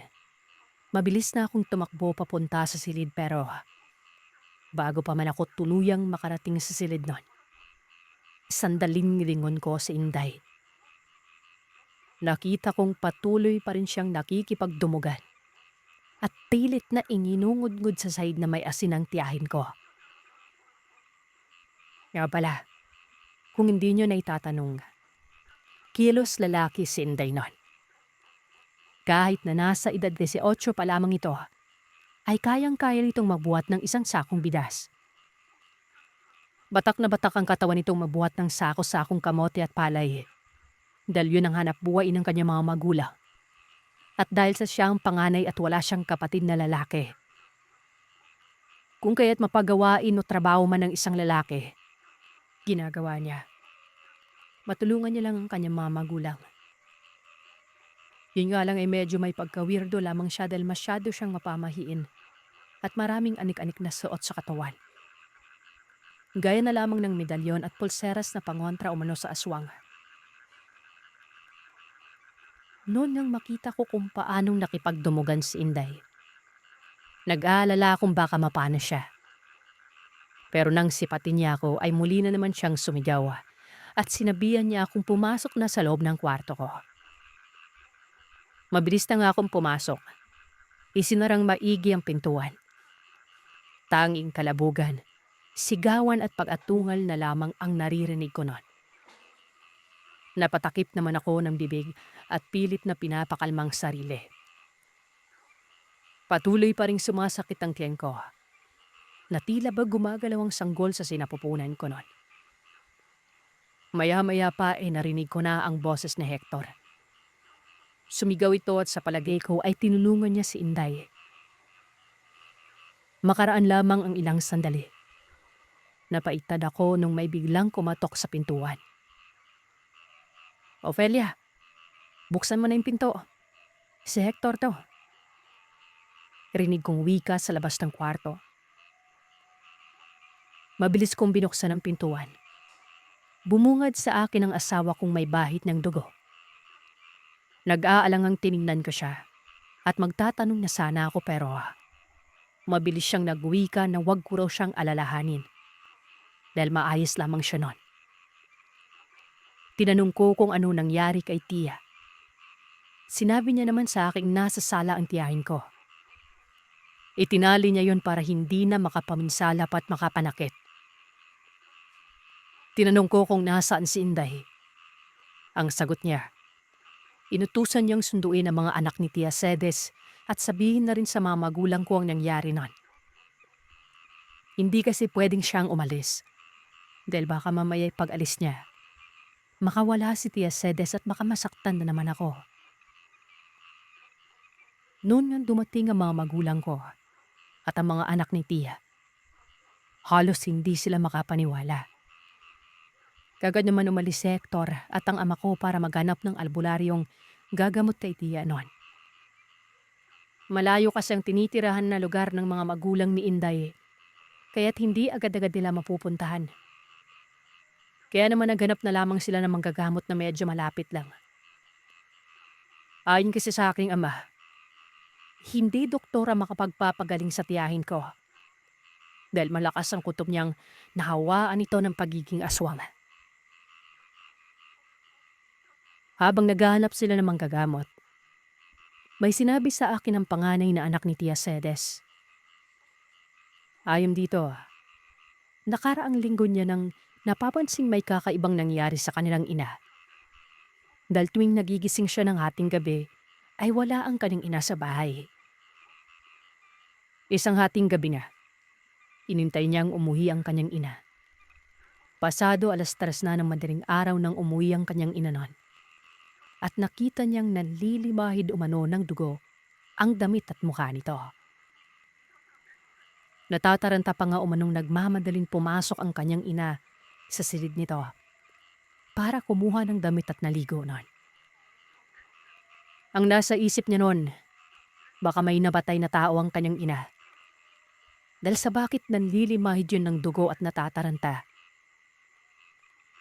Kaya nga lang kinabukasan, nabalitaan niya na lamang napatay na ang alagang hayop ng kapitbahay nila.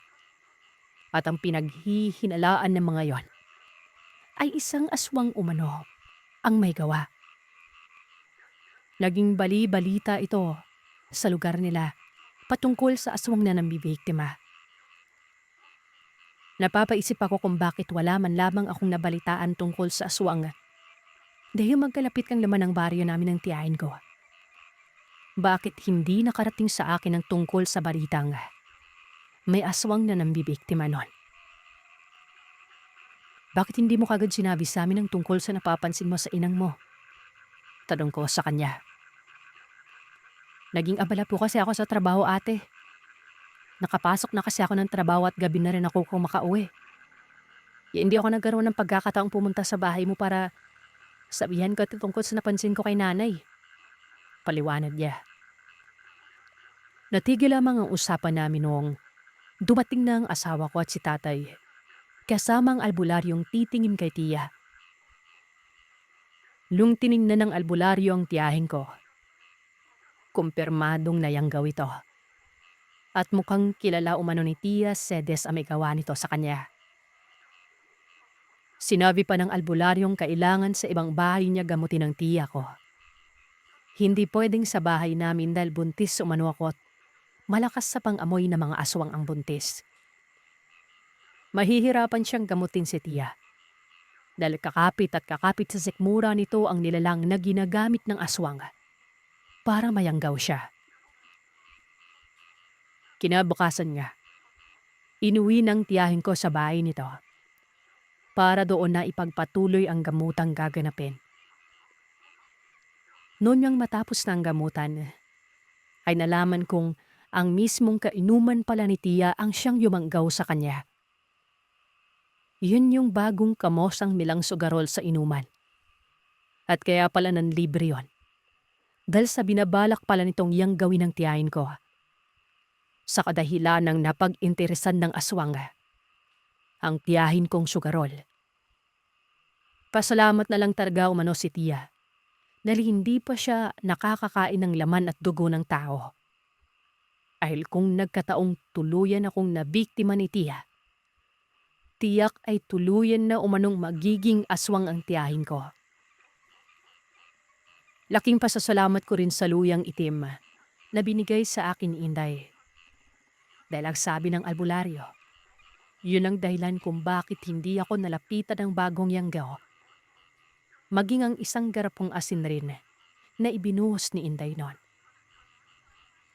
Simula nga noon, tuluyan nang tinigilan ni Tiyang ang pagiging sukarol. Hindi na rin siya nakikipag-inuman kung kani-kanino. At itinuon niya na lamang ang oras sa kanyang pamilya. Magandang araw po sa inyo, Sir Sam. Talaging inalamang po ako sa pala ng Rebecca. 35 years old na ako at pangalawa sa magkakapatid. Bali ang kwentong ibabahagi ko po sa inyo ngayon ay patungkol sa nanay ko na talagin na namang nakin sa panayaw niya noong bata pa siya na si Beking. Sinalay Beking noong kadanagaan niya ay nagkatrabaho na po bilang kasambahay o kung minsan ay yaya, depende sa kung saan siya malipat. Hindi man siya nagtapadal sa ibang mga amo niya noon ay refer naman ito kaya madali itong nakakalipat, Sir Seth. Bago pa man malagyo sinalay sa pinaka-permanente niyang amo, hanggang sa tumanda at pumanaw ang mga amo niya na ito at magpunta sa ibang bansa ang mga anak. Nakainaw amo na rin po siya. Hindi bababa sa 5 sa pagkakaalala niya. Pero halos lahat pa nito, reto-repe lang biman-babing ang mga amo. Hinagpasapasahan siya sa tuling hindi na kailangan ng kasambahay yung mga napapasukan niya. Wabi kaya mangiibang pansalay mo ayon. Noong mga panahon na mangyari ito, sinalay ay nasa third to the last na amo niya. Sa sunod na amo niya kasi nakilala si Tapay noon at sa panghuli yung kung saan natatunuyan na talaga sila. Ang labing kabaw ni nanay dito sa amo niya na ito, directly ay pagbabantay ng bata. Marami kasing alam si nanay sa pag-aanaga ng bata kahit wala pa siyang anak. Dahil na rin sa 10 silang magkakapatid at tanganay siya sa mga babae kaya Yung mga nakababatay ng kapatid ay siya yung nagbabantay sa bahay. Bali yan ang main work niya dun sa amo niya na yun. Magbantay ng dalawang bata. Isang lalaking 7 taong gulang na tawagin na lamang nating Alex. At ang babaeng mag-aanin na taon na tawagin na lamang nating Sandra. Ang mga magulang na mga ito ay tawagin na lamang natin Cinnamon at Lisa. Meron pang isang kasambahay ang amo niya na ito. Natawagin na lamang din nating Manang Bebet. May karanasan din ito, Sir Seth. Si Manang Bebet naman ay nakatawa sa mga lulutuin, labain at gawaing bahay pero kapag may pagkakataong nababakaan si Nanay Beking sa mga bata, ay tumutulong naman siya lalo na sa pagbibilid at paglilinis ng kabuuan ng kabayan. Sa madaling salita ay nagkakasundo sila. Tsaka isa pa, mas matagal na din dun si Manang Bebet, parang mayordoma kumbaga pero mabait naman. Wala namang unusual dito sa mag-asawa na ito. Yun nanang kasi talaga. Noong mga panahong andun si Nanay, aladang abala ang mga ito sa trabaho. Noong una ay nagagawa pa nilang salipan bantayan ang mga bata pero buod sa nagiging makulit ang mga ito. Kasi nga lumalaki nga. At sa iba ay bilang swerpi sila sa negosyo nila noon. Parang gulpi de gulak na hindi nila inasahang magbuboom ang negosyo nilang kinakaharap ng mga panahon na yon. Kaya kadalasan talaga wala sila sa bahay. At ang isa pang rason para Sir Sad kung bakit sinalay breaking ang agad na kinuha ng mga ito ay dahil sa yung lugar namin sa probinsya. Malapit-lapit lamang sa probinsya nito mag-asawa na ito. Mag-iisang taon na sinalay noon sa kanila nang magdesisyon ng mag-asawa na ibakasyon ng mga bata sa lugar ng nona nila. Ito ang pamanawang pagkakataon na nagbakasyon ng mga bata nito. At ayaw naman kinalay mukhang excited naman ng mga ito kasi kahit papano nakikita naman nila yung lola nila kapag nabibisita sa Luzon. Malakas-nakas pa kasi sila noong mga panahon na yun. Lalo silang na excitement si Nanay nga daw ang isasama. Bale si Manang Bebet ay may iwan sa bahay noon. Tinama sa bakasyon at sa off-season ng negosyo ng mga amo niya ang pag-uwi nila doon. Magmula daw ng tingano ng mga amo ni Nanay ang pag-uwi nila. Paragi na lamang pinaalalahanan ni Manang Bebet si Nanay na, Becky, kapag andun ka, kilalanin mo yung kamag-anak na mag-asawa at yung mga hindi pinatigala sa'yo. Huwag mong basta-basta kakausapin at huwag na huwag kang pipingin sa mga mata nila. O kung sakali man na nakapingin ka na ay hayaan mo sila daang bumawi ng pinginayan sa'yo. Aw sabi pa nito, magdala daw ng luya o bikya ay sumadya sa Quiapo at maghanap ng pangsabit pandayo sa masasama. Hindi na bago kay Nanay itong sinasabi ng Manang Bebet dahil kinalakihan niya rin naman ikaw sa probinsya. Pero halata kasi sa mukha ni Manang na seryoso ito sa pagpapakanana kay Nanay noon. Tsaka na bata-bata pa kasi kada si Nanay ngayon. Minor Bebet pa namin siya. Nagpakasambahay na siya noon. So bali ito na. Araw ng Tagales. Laghabol pa si Manang Bebet ng lanis at manip na parang libreta na puro mga berso ang laman na galing sa Biblia. Yung lanis daw ay katulad no sa ibang may karanasan na bumubula kapag may aswar. At yung libreta naman, galing sa Biblia na salita na paukol sa pagpapataboy ng masasamang nilalang o elemento sa lugar. Alam na din Nanay noon na aswal ang gustong patamaan ni Manang Bebet sa ganitong salita. Hindi nilang pinarekta ito kay Nanay noon. Siguro parang ligada ng isip. Pero bakit siya ang pinapaanalanan, di ba? Bakit hindi yung mga bata? Sa araw naman ng pag-alis nila noon, napansin na rin ni Nanay na may ikinuwintas din yung mga maguyang na mga ayaga niya sa mga ito. At bago pa sila bumaba doon sa probinsya na yon, ay inisa-isa na silang pinagbursa ng luya. Patunay na naniniwala pa rin naman sa ganito ang mismo mga amo niya. Sinando sila ng isang pick-up noon. Binrive pa ng isang kaarnap na amo niya na siyang ninong bin ng mga alaga niya. Talabin na naman natin ito, Fred. Laging maayos naman ang pagdating nila doon sa lugar na yun. At amoy na amoy ni Nanay noon na simoy ng dagat na nagpapatunay na malapit kang sila doon. Yung bahay kay probinsya, tipikal ng bahay na may kayang tao. Magandang bakod, simentado, malapad. Puro tanimang nasa labas ng bahay. May balkonahe at may maliit na kuluan baboy sa likod. Yung pinakalikod ay bakante. Pag-aari binuo na yun ng mga magkakanaganak pero hindi na giminaw pa. Siya nga pala, itong mga nono at nona ng mga bata ay sa mother side po yon, kina Lisa. Pinakilala si nanay, natuwa pala sila nang umanaman na si nanay ay nakatirang inang oras lamang ang biyahe mula doon. Hindi daw masasabing ilibiyad yung lugar. Sabihin natin na malapit sa ilibiyad gano'n. Kasi ilang lakad lang marami ng masasakyan. Pero ilang lakad lang din sa kabilang parte, wala na. Urok akaw yan na, mga ganon. Balik tipikal na bakasyon sila doon, Sir Sep. Pasyal sa plaza, sa mga kaliman, tainan, mga ganon. Yung Fred yung madalas na maging driver, handan sa isang partikular na hapon. Nasa bukid si Daw Dayan na nakagawian kasama ang mga bata. Nada-harvest ng tubo at iba pang crops noon. Yung mga produkto na pinapaning kapag summer at patriyot. Yung panima na yan ay dikit sa gilid na may mga puno at tabayan. Itong amo ni nanay na babae, nagpaiwan noon sa bahay ng mga maguyang samantalang ito si Mon ay kasama ng lolo nila. Yung Fred ay umalis sa Vietnam may pipikaping din. Sa madaling salita ay kasama ni nanay ang mga bata noon.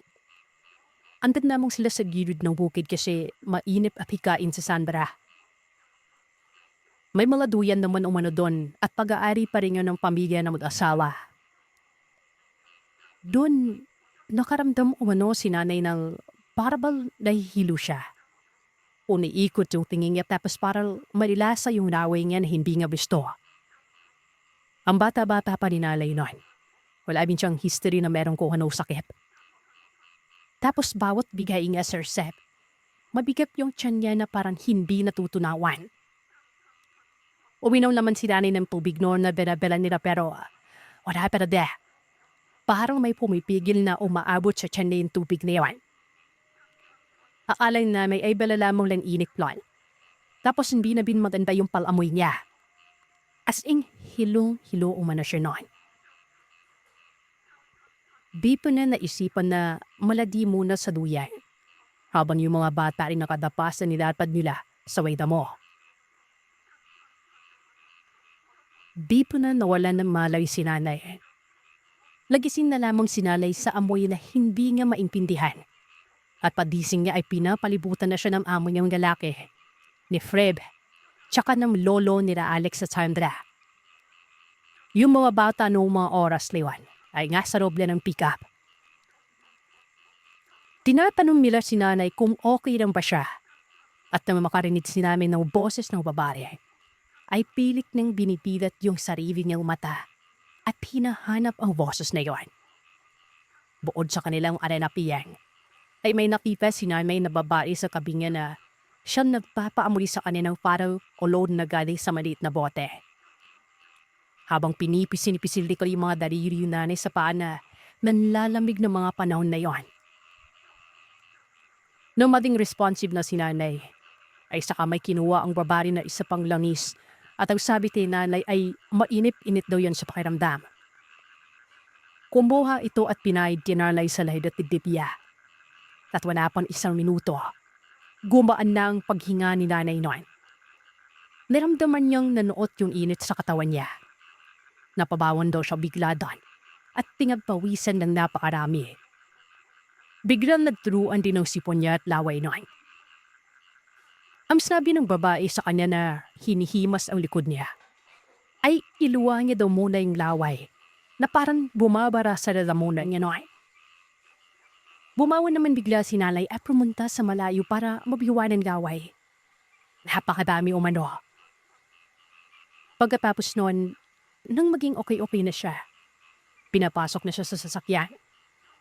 Sabi ng babae ay dadaling daw muna sa kanila si nanay, sa bahay ng babae nito. Hindi pa rin alam ni nanay kung ano ang nangyayari noon. Dinala si nanay dun sa manggagamot Pagkatapos ay hinatid muna yung mga alaga niya at babalikan na lamang siya ni Fred. So bali yung babae pa ng yun. Isang manggagamot Sir Sep na kinuha ng amo niya nung makita wala siyang tamalay-malay din sa duyan. Pero ano nga ba ang nangyari to Narlay noon? Bakit nakaramdam na lamang siya ng masama noon? Ito ang kamuha-manghang nangyari doon Sir Sep na hindi alam ni Nalay na nangyari. Pero ang mga alaga niya pa ang nakapansin doon. Banayang niya. Nandun sila sa gibib ba? Kaya laro itong mga bata doon. May bira silang laruan habang nakadapa sa may nilapad na damo. Habang itong si Nanay ay naplalakad-lakad paikot-ikot lang. Ayon dito kay Alex, sa likurang bahagi kung saan sila nakapwesto, napapansin na daw niya na merong isang lalaki na pabalik-balik. Tapos nakapipig lamang sa kanila at pangipin-ngipin noon. Maamo daw yung mukha at sa tuwing nakikita daw nila ito ay lagi silang sinesengyasan na huwag mailay kay Nanay. Na si Nanay naman noong mga panahon na yun, walang kaanam-anam sa nangyayari o nakikita ng mga bata. Hanggang sa isang ilap ay nakita na lamang nila itong nakadikit na kay Nanay Sir Sep. Tapos ay may binubulong-bulong ito. Bago ito umalis na nakangiti at bumalik sa likod. Dahil sa wala namang nangyaring hindi maganda noon sa andadadat, ay hindi naman daw nila yun sinabi kay Nanay. Wala ba pare? Hindi naman ososero yung mga yun. Habang hinihirot si Nanay nga noon, sabi pa ng babae ng mga damot na sino kaya sa kanila? Marami daw kasi sila Sir. Siyempre nagkulat si Nanay. Ano ang ibig sabihin ng sino sa kanila? Lidaswang daw si Nanay at magkakaamoy daw yung mga yun. Ibig sabihin ng manggagamot na magkakaamoy ay magkakaang panumano. May nakapira ng din doon, hindi karayuhan. Nakors na nadahan si Nanay, maramang sa manamang dahil bago pa lamang ito. Sa tingin ng manggagamot, dawan ng pabalik-balik naman sila Nanay sa bukid noon. Ay baka nadaan-daanan na ito at nakita. Wala eh. Dala doon Pilipinas si Nanay noon. Wala pang stress kay Papa kaya fresh tapos galing pa ng lusod, di ba? Kuminis. Pinag-ingat si Nanay noon. Kasi baka balikan pa siya. Okay na daw si Nanay. Nabati lamang daw. Lagi na lamang daw magbuisa ng luya at huwag masyado tahimik para hindi masyabulag o hindi mabapi noon. Hapon na nung matapos sila at sumakay na si Nanay sa may pick-up ni Fred pabalik. Dahil sa bagong hirot si Nanay ay hindi mo na siya pinagpakulit sa mga bata para hindi mabinap. Manginipinipi naman ang lola ng mga bata ngayon. Sabi nga lamang kay Nanay ay ganun daw talaga siya. Naa-attract ko na agaw ang apensyon nila sa mga baguhan gawin. Pagayam tagaya umano na nangyari kay Manang Bebet. Dito na naintindihan ni Nanay kung bakit pinaalalaman siya ni Manang Gawin. Pati pala ipa na biktima rin. Mas malala pala yung kay Manang Bebet pero mamaya ko na ikikwento Sir Sep. Unahin ko muna yung isa pang karanasan ni Nanay matapos dyan ipahilot noon. Nung gabi din yun, hindi makatulog si Nanay. Tuwing pipikit daw siya ay kung ano-anong tunog ng hayop ang narinig niya sa may bintana. May manalim na paghiya. May tinublang ibon na parang paos o pabulo. Tapos ay sasabayan ng pagkutkot sa mismo bintanang gawa lamang sa kahoy na parang hinango sa jealousy noon. Teka paano? Malakas yung tunog kasi Sir, sinalay malayo-layo sa bintana. Pero buod sa naririnig niya, para bang siya lang yung nagigising gawin. Kapabi nila na yung bagya noon kaya nung maalala niya, hinatak niya na lang dun yung libreta na bigyan ni Manang Bebet. Bita man niya na pagbanto na basar na ito. Pati yung pulsa ng bag niya basabin. Maliganggam yung basam yon. Kinapa niya pa ito, Sir. At dito na lang niya napansin na yung maliit na bote nagpatagas na rin noon. Bumubula at tumatagas na doon sa takip niya. Maligamgam nga daw. Nang ibig sabihin lamang nun, may masamang elemento sa paligid ng bahay na yon. Bumangon si nanay noon. Mabuti na lamang at nakabalot ng plastic ng libreta. Hindi ipinabasa doon sa likidong lumabas sa may bote. Binuksan niya ito. Nakalimutan ko na kung ano ang berso ng binasa niya pero nakailing salita pa lamang daw siya nun, sir. Nang may bigla na lamang humampas sa may bintana. Kung saan niya narinig yung kaliskos na yon. At matapos nun, ay may sumigaw sa labas na para bang nagwawala na nagtiping pihi. 2 palo pa sa may bintana bago tuluyang nagising ang mga aso nun. At ang iba pang tao sa bahay ay napabawon at napatanong kung ano yon. Bita na tuluyang lagwala yung mga aso sa labas. Kasing napakainay daw sabi ni nanay. Aakanain mo talagang may inaaway yung mga asong yon. Lumabas yung lolo at yung among lalaki ni lalay. May dala yung lolo ng baril nun. Tapos ay inikot muna nila yung mga bintana at nang makasura daw safe ang labas ay saka sila lumabas at nabikot noon. Wala silang ibang nakita, sir, sa bakulay. Lapao o kung ano sa loob ng pakod na yun. Maliban na lamang sa 2 bagay. Mula sa bintana at sa kabaan ng pader na nakahilera sa bintala o saan ang kwarto ni nanay doon, ay may nakapahid na matagkit na babahang lupa. Napakahaba. Lamtinan nila yon. May 3 nagbabagang mga mata o wando na nakapayo sa hindi kadayuan. Hindi hayop ang tingnan. Anyong tao na mapapayat. Tuwid na tuwid ang mga tayo. At nakatipig lamang ang mga ito doon sa mismong bahay kung nasaan si nanay. Sinagawan pa ito ng lolo ng mga bata na umalis na. Kundi ay babarin niya mga ito. Nag-warning shot itong lolo kasi property pa rin nila yung labas din, di ba? Saka na umano gumapang ng napakabiyos yung 3 yan. Hindi na rin iba yan sa lolo nila. At alam niyong, kakaiba yung mga nilalang na yun. Pagkapasok ay parang wala din sa kanila. Sinabihan na namang si nanay na magtabi ng asin. At nagbudbud na rin sila ng asin sa may bintana noon. Hindi na daw babalik yun. Binisita lamang daw si nanay. Parang wala nang daw talaga sa kanila, sir, kasi natulog na lamang din sila pagkatapos noon. Maliban kay nanay na bilat hanggang sa magumaga. Puyat man kaso wala eh. Takot na takot siya baka bumalik eh.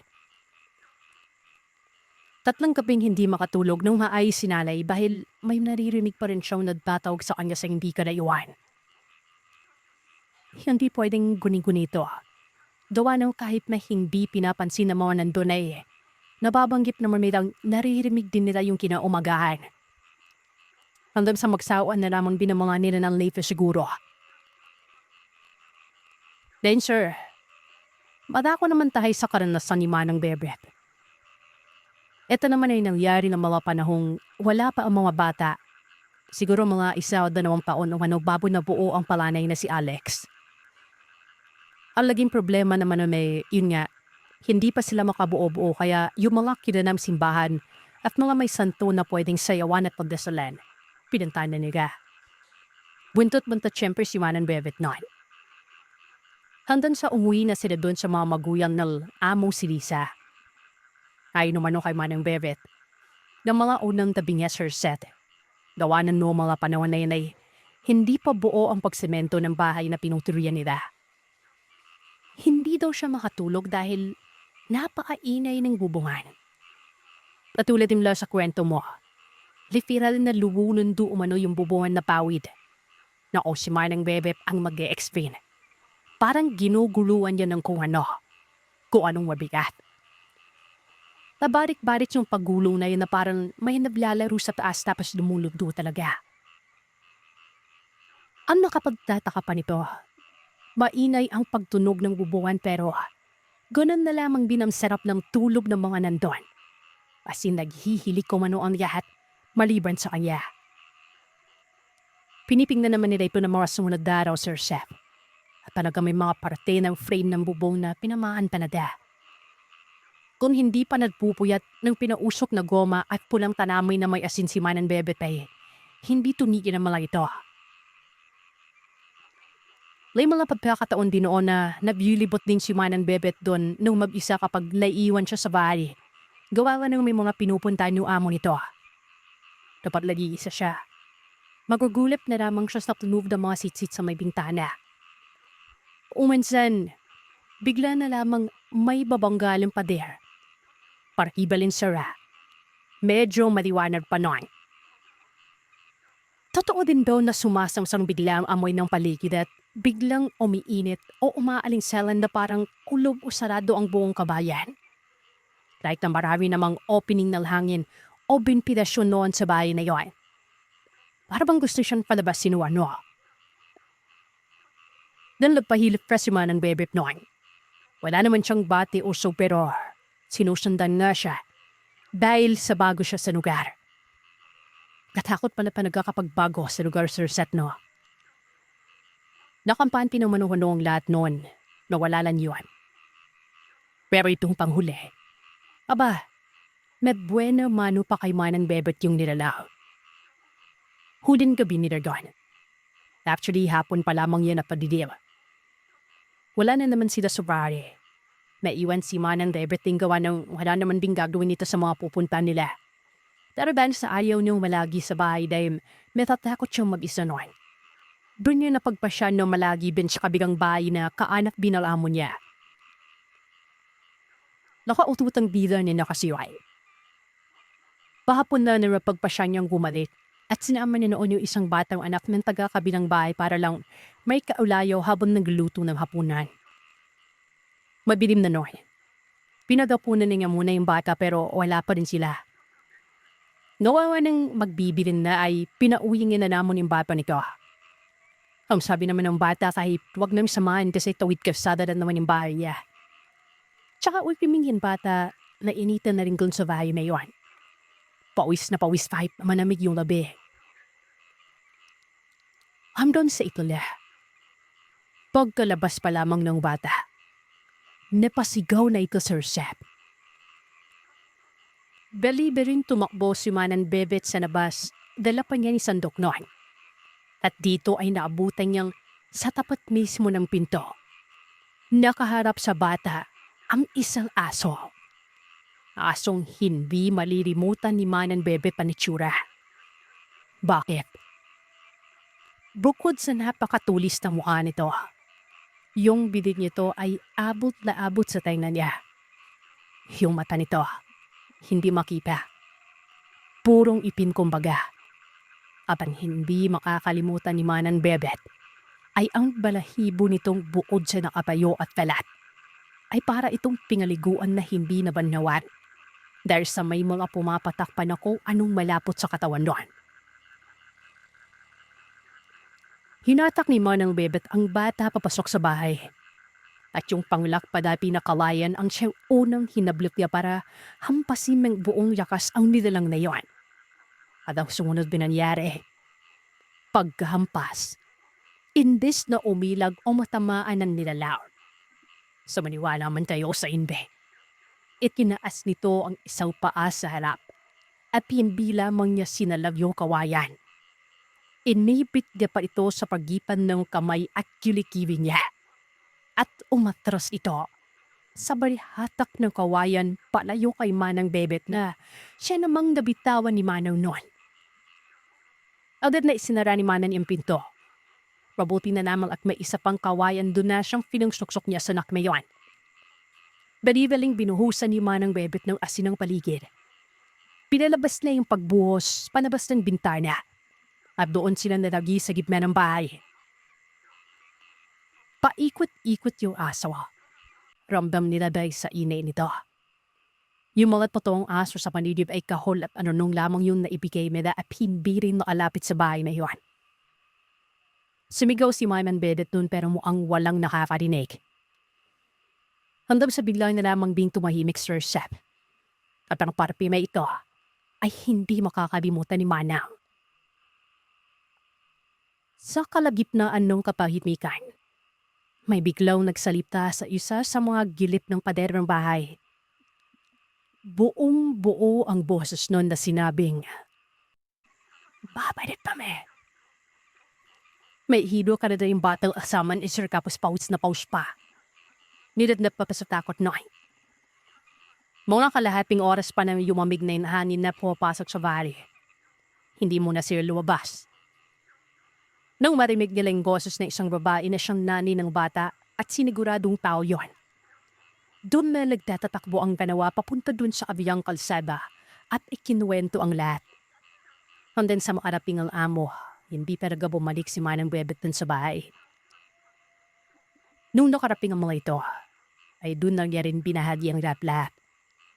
Pinalayahan din sila na orsonabahan ng talaga.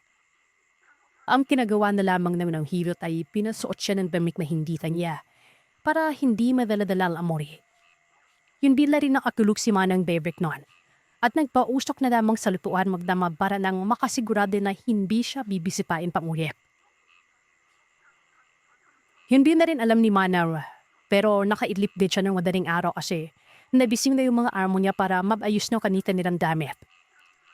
Sinadya talaga ng amo niya para makapagpahinga naman ng mana. Dadbad pa ng amo ni Nalay. Inundaw talaga sa famila. Nasasalisihan palagi. Hindi naman taga-baryo nila yung mga yun kundi yung mga tada kabilang parpe ng daan. Yung maniblib, yung mapuno. Ang ando kasi doon. Pero napapadaan din kasi madalas yung mga yun sa lugar nila. Kumbaga, tinatawiran din yun gawa nga ng hindi mas malapit lang yung mga sakayan. Kaya kapag naswerpihan ka talaga at babo ka doon, mapagbibiskitahan ka ng mga daripong nila. Talagang guguluhin ka umano nila. At iyan ang kwento ng aswang para sa araw na ito. Salamat sa inyong pakikinig. Huwag kalimutang mag-iwan ng komento at sabihin sa akin kung ano ang inyong naisip. Hanggang sa susunod na kwento, matulog kayong mahimbing. Kung kaya ninyo,